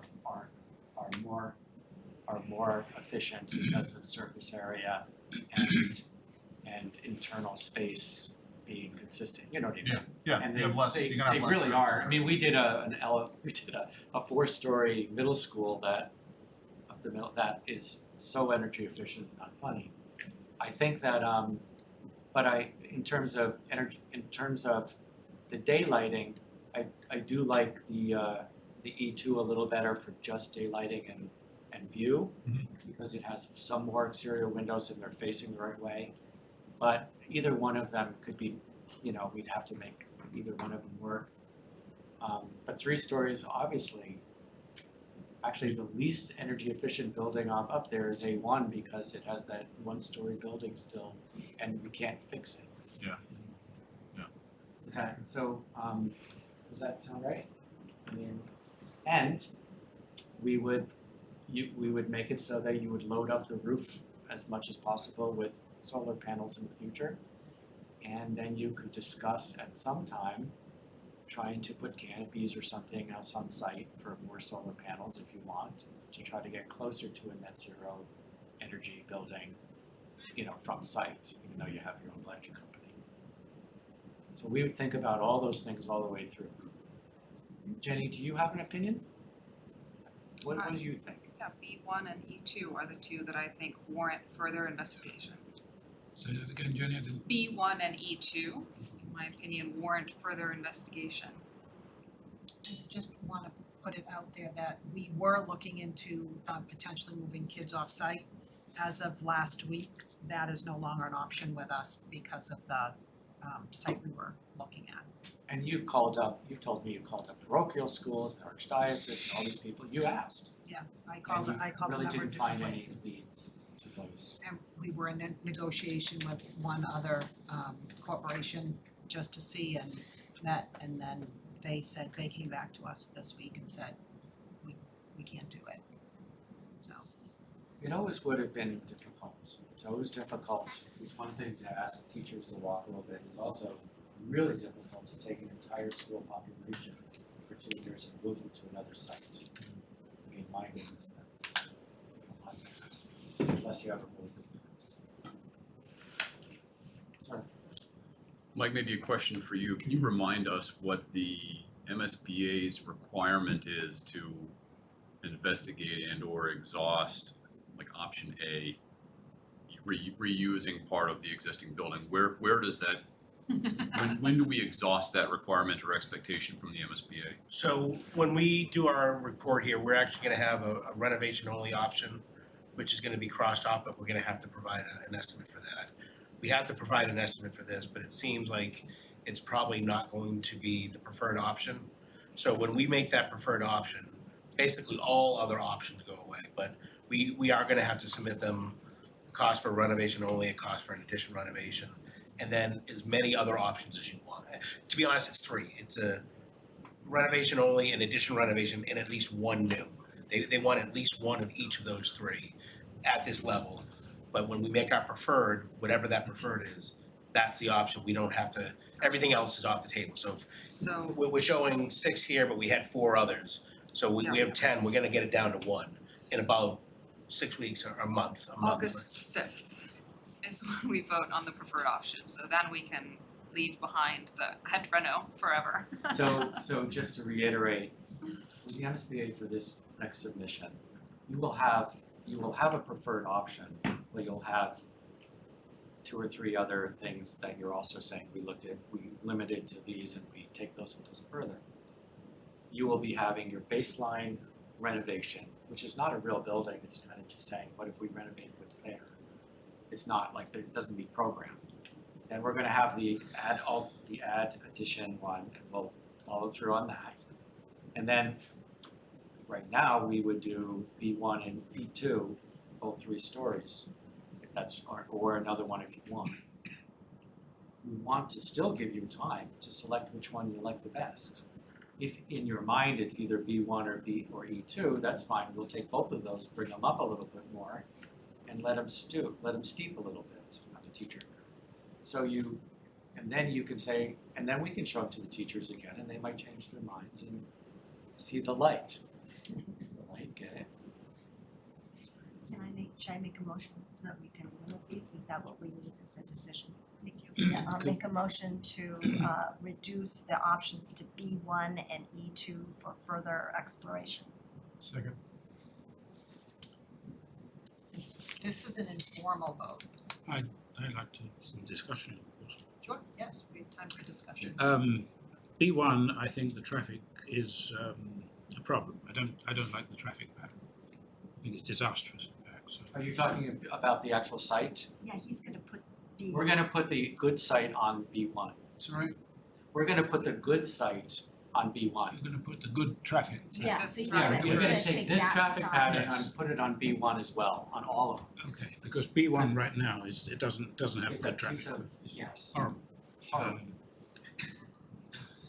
Really? Don't hold back, John. I mean, I don't know. It's the worst. No, but that's what we're doing, like, after doing all these different options, we showed these to our traffic person, our landscape, and also to the fire department to get their reactions. And now we know what the perfect site is for everybody. So this is a modified B1. Correct. That's what Right, that's the what I want. building That's what I B1, not wanted the to get site to. Yes. B1. Now, I also Site wanna, I know B2. that you haven't decided upon the enrollment, we're showing you the large enrollment. For both B1 and E2, they would come down a story, basically, right? If it was the smaller enrollment. I would suggest, I would ask the committee if you all have enough information to make a decision and vote on the enrollment. Do we need 2 votes then? So we can do this informally because we don't have voting on the agenda. So we can just give guidance. How about that? We just give guidance to, Why don't you guys talk about the large and smaller enrollment just for a second, just to open it to clear your air? What do you think? Want me to go first? Sure. I think it's a no-brainer. We do the full pre-K option. There's too many benefits to give up. I know it's gonna cost more, and it's, in the scheme of things, it's not a significant dollar difference in my mind. But I think it's something that we can tell the town is such a benefit for that additional cost. That's how I feel about it. Thanks, Carla. Yeah, I agree with Nancy on that as well. It just, seeing Tom mention 450 grand in grants, the addition on this is 13 million roughly, to go with the full pre-K. We're gonna make that back in under 20 years, just off grants. As long as nothing changes, but yeah, for me, it just makes sense to go with everything. I agree. I think there's a lot of positives to the larger enrollment. It's difficult to make a decision on that without getting guidance from FinCom. There's an element of what can we afford. I think it makes a lot of sense from a number of perspectives, including sort of the inventory of buildings throughout the town, and doing a project like this, just sort of chopping off a little more square footage. We haven't done a project in a decade, more than a decade. So 5 to 10 years from now, the town is gonna be looking at more projects. And if you do more space now, while you're getting reimbursement, somewhere along the lines down the road, it's gonna pay off, which is another benefit to the community. But it is hard to make these decisions without feedback from FinCom, like, yeah, this is a path towards the taxpayers affording this. the slide that shows the difference to the taxpayer and how the MSBA does pay for some of it and all that, that's a really important thing that you guys can share with your financial. And it's also, we have one bite at the apple, so we go to the voters. And if that fails, we can't, you know, if we go to the voters with a full pre-K and it fails, we can't go back with partial pre-K. We have one option, so we need to pick that option, and that's what we go to the voters with. That's right. I agree, just from my own experience, that it is important that you do some research in your town about the capacity and people's feelings about that, knowing that it's educationally the right thing to do, but there are other parts of that. One thing that Tom didn't say that I wanted to say the whole time was they always put the pre-K in the high school because it never existed before, and that's the only place they could find room. This is like every town. And then the pre-K grows and it becomes this whole program, and it's still in the high school. It makes no sense to have pre-K in a high school, unless of course the kids are teaching, you know, like that. It just makes no sense. They should be in a safer kid environment. That's my opinion. Just a quick point of note, or not order, point of note. When we kicked off this project, overall, it was considered, do we go for one, or do we have to go for two? Because ultimately, we're gonna need that pre-K space in some way, shape, or form. So, it's possible that Killam becomes one, but to your point, Pat, if Killam is not one, it's likely, within a reasonably short period of time, we're gonna come back and start talking about Birch Meadow. That's what we talked about in the school committee for the last 3 years, 4 years. So that's one thing to think about. If we can kill two birds with one stone, as much as it means that the height's going up or other things like that are going on, it's less likely we're coming back for another big project in Birch Meadow in the immediate term. Nobody can guarantee it. Who knows what happens with enrollment with MBTA and other things like that, but Timestamp in the this. short term. Timestamp this. But you're, so part of what you're talking about is the GNAP report. Yes. And their different schemes and their configuration and what they recommended to us. So part of it was Killam and then maybe a reno at Birch Meadow. So that's what Tom's referring to. I think just echoing what a couple people have said already, I think it's a little nearsighted to just build what's barely enough when we have the opportunity to build as much as is reasonable, given the data that we have forecasting into the future and the arguments and justification that we've heard for why not anticipate the full pre-K at this site. And then for those of us in like the building committee where we've looked at available town land and other buildings and other projects where there's so little of that and so little opportunity, this is gonna be the one opportunity potentially in the next, 10 years or more to actually get a little bit more space, not only for school programs, but also for the town in general.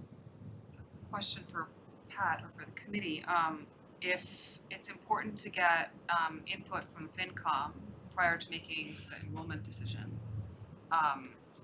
is there time or a vehicle or a method to get that input prior to August 5th, which is when we are meant to vote, or I'm sorry, I keep saying we, you are meant to vote on the preferred option? We have our FinCon chair. Oh, hello. That would be. Yeah, we have a meeting coming up later on this month, and I'll add it to the agenda so we can give some discussion and some guidance on our end. Yep, no problem. Just Carla, I'm just gonna piggyback on what John said, kind of hours ago around this. I think that,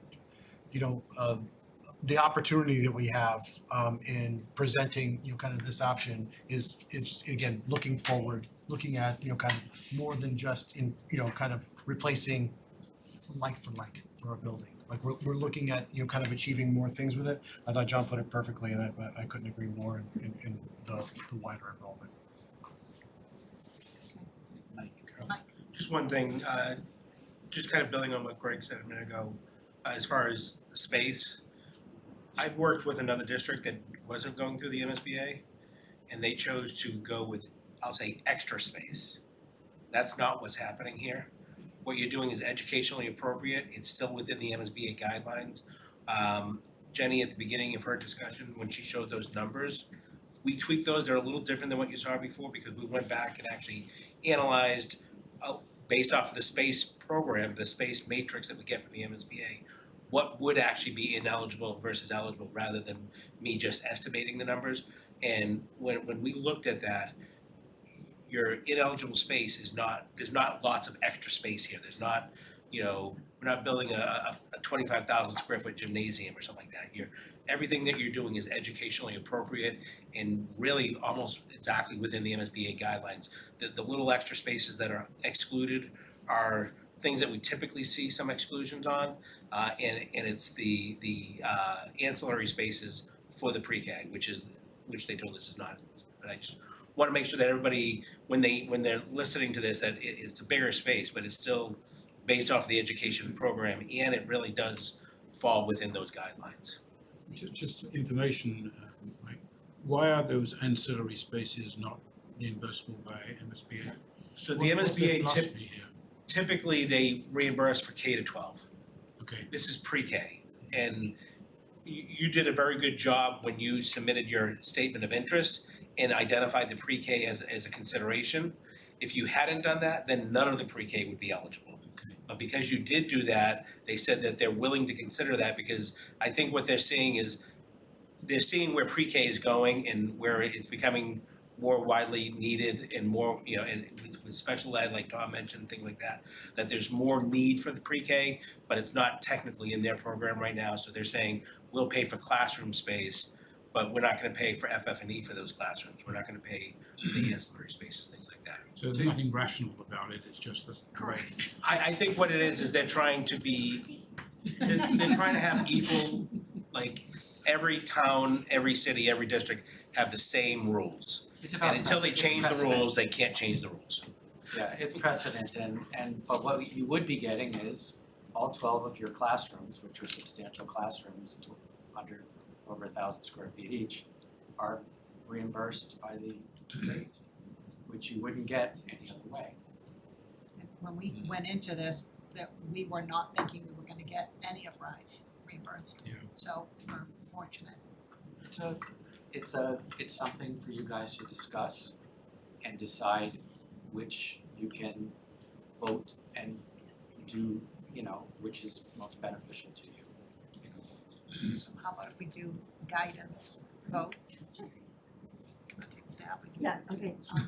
I make a guidance motion, whatever you wanna call it, to have further exploration on what is it, B1, option B1 and option E2, both 3 stories with the new E2 site scheme, and the full pre-K as part of the exploration at this point in time. Ed, and seconded by Ed. Okay. Before we do an informal Guidance. vote or vote on guidance, I'm curious because I missed last meeting. I'm curious if the town manager has any feedback from town council on the abrupt revision to the voting body here that we started the meeting off with. No, well, town council was on the call, I don't know if they are tonight, but tomorrow night, there's a vote to possibly release the opinion, so I can't speak much about it now because it hasn't been released, it's attorney-client privilege, but tomorrow night, the select board meeting. Okay. Any further discussion? Okay, seeing none. Chris? Yeah. Ed? You say Ed? Kirk? Yeah, okay, because you're looking at Kirk. Yes. Nancy? Yes. John? Yes. Pat? Yes. Ed? Yes. Fred? Yes. Sarah. Sarah? Yes. Carla? Yes. So the vote passes. Or the guidance vote. Guidance votes passes. Thank you, Nancy. The straw poll, right. Thank you. Thank you so Thank much. you. Thank you, Jen. That's great. Okay, Exciting. yeah, it is. Jenny, I hope one of the exercises you've done is you've taken those 3 stories, 3 different plans, and you've put one on top of the other. So there really are some places where you can put a column through this building, right? Oh, yes, okay, thank you. Are you asking if things are stacked? Yes. He wants I'm a columns. stacker. You're a stacker, okay. Bathrooms, classrooms, walls. As long as I stack. columns. He's that. I've seen Seems some like a lot of columns. You know what I noticed on that As an 3-story architect. section is there were no shafts that Yeah. went 3 stories, which I like a lot. I like them going 2 stories instead of 3. Oh, I Not see. the fireproof. So yes, we don't have very expensive fire shutters. Jenny and Lee, fantastic job, thank you very much. It was excellent. Thank you. Yep. Once again. Okay, and then prior meeting minutes. So our prior meeting minutes from June 17th. Could I get a motion to approve the June 17th meeting minutes? Killam School Building Committee meeting minutes?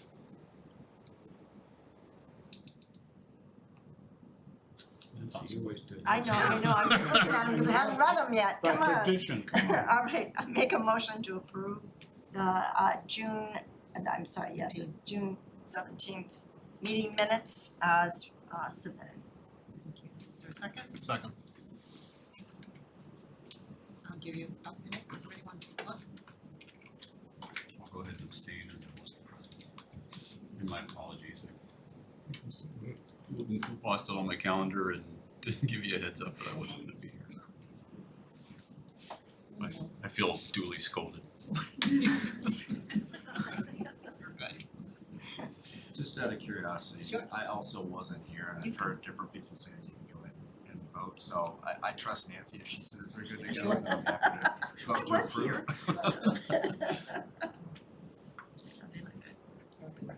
Yeah, they look fine. Sarah? Yeah, I'll abstain, I was only there for part of the meeting. Okay, John? Yes. Kirk? Yes. Ed? Yes. Greg? Yes. Pat? Yes. Follow Kirk's lead. Nancy? Yes. Chris? Abstain. And Carla, yes, and the motion passes. Thank you, everyone. And then future agenda items and next meeting dates. Anybody have any future agenda items? Yes, I would like to see on the next agenda a discussion on what just happened. I'd like some explanations on that, and I'd also like to open up the reorganization, not that I know it's necessary per se, but I do think we need to have a discussion. And I also want to have a discussion on the roles of meeting members and the chair. Sure. So I'm just gonna comment on that. We may have changes coming from the school committee side of things. That will happen at our meeting on Thursday. And then there will be a meeting on Monday of the Permanent Building Appointment Committee. So we will be fully seated at that point. And so my plan was to have reorg at the next meeting, just for FYI for people. But would anybody else like to add anything? If I can. Yep. So probably just to follow on from what Nancy mentioned, Sure. kind of as we heard in public comment, and I'm making the assumption that other committee members were kind of unclear on the details of the membership change. So I just like to suggest, an agenda item where we can discuss the roles and responsibilities of the committee. And that includes everyone in leadership all the way down, with respect to, to that topic. I'm really, personally, I'm unclear on what our actions, our remedies, our process are. So I know this can be, kind of difficult. I know it can be delicate, requests, but I feel this would be, kind of in the best course for what folks have asked for from a transparency perspective. So, that's kind of, I feel like we need to kind of pick at this a little bit, for a less, kind of a more crude way of kind of putting it, just so that we can restore any questions to, kind of our motives, and, our objectives. Thank you. Anybody else? Just to add on to that a little, just if we can get some clarity on the appointment committee and the nomination process. And also, Matt, if you can review the requirements of the MSBA, because the Permanent Building Committee bylaw calls for 5 voting members and 3 associates. And it calls for 2 temporary members to be added for a project. And it gives leeway for additional temporary members as state funding requires. And the MSBA had very specific requirements on members of the committee. So if we just make sure that we have that information for the discussion at the next meeting, that would be helpful. We can work with you on that. Yeah, that's fine, yeah. I know we need someone from finance is like one of the hard requirements and things like that, so just making sure that we've got everything covered, I We guess. can bring all that stuff, and that information actually is on the website, but we can bring it and present it to the committee because I think it's important. Anybody else? As a separate one, Carla, I don't know who mentioned it, but I think it was Tom mentioned it. I'd be interested in seeing a high school, and so if that is something that's kind of a possibility at some point in time. Again, I'm not looking to do it next week, but yeah, I'd like to see that. Anybody else?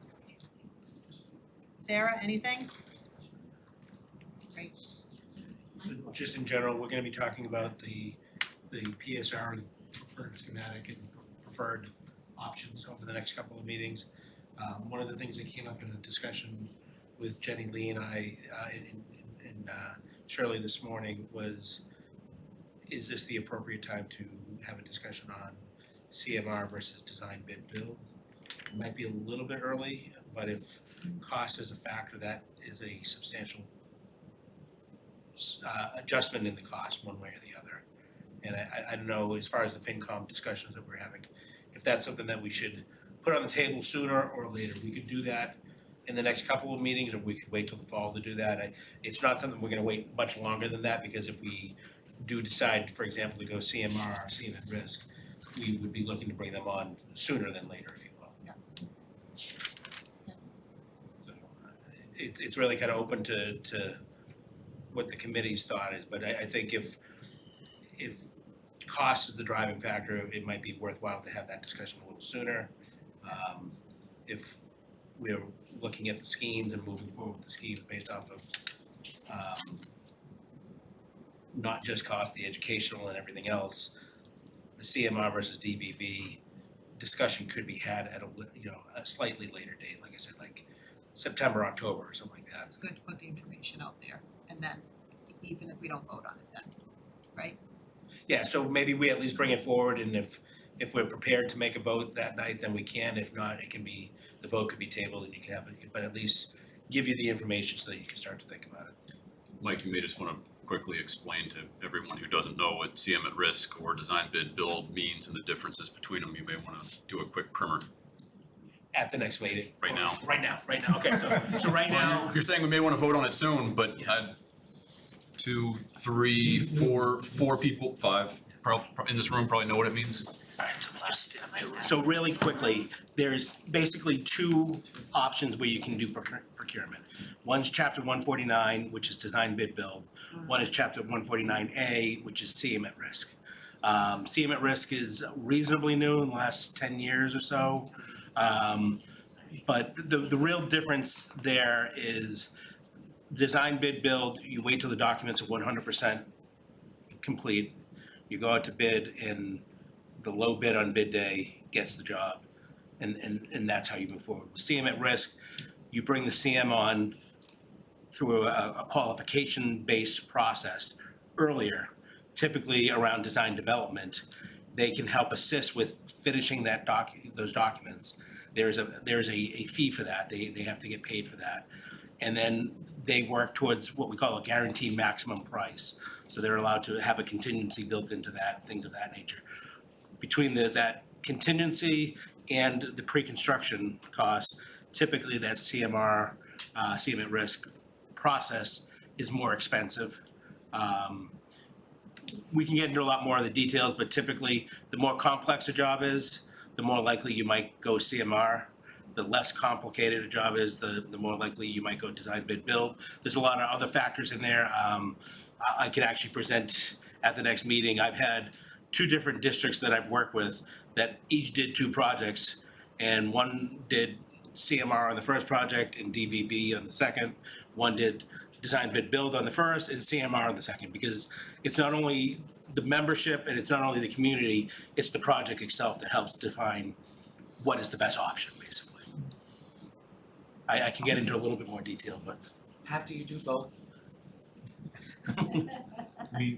My company pretty much exclusively does, well, not exclusively, we do design, bid, build projects. We have done CM at risk.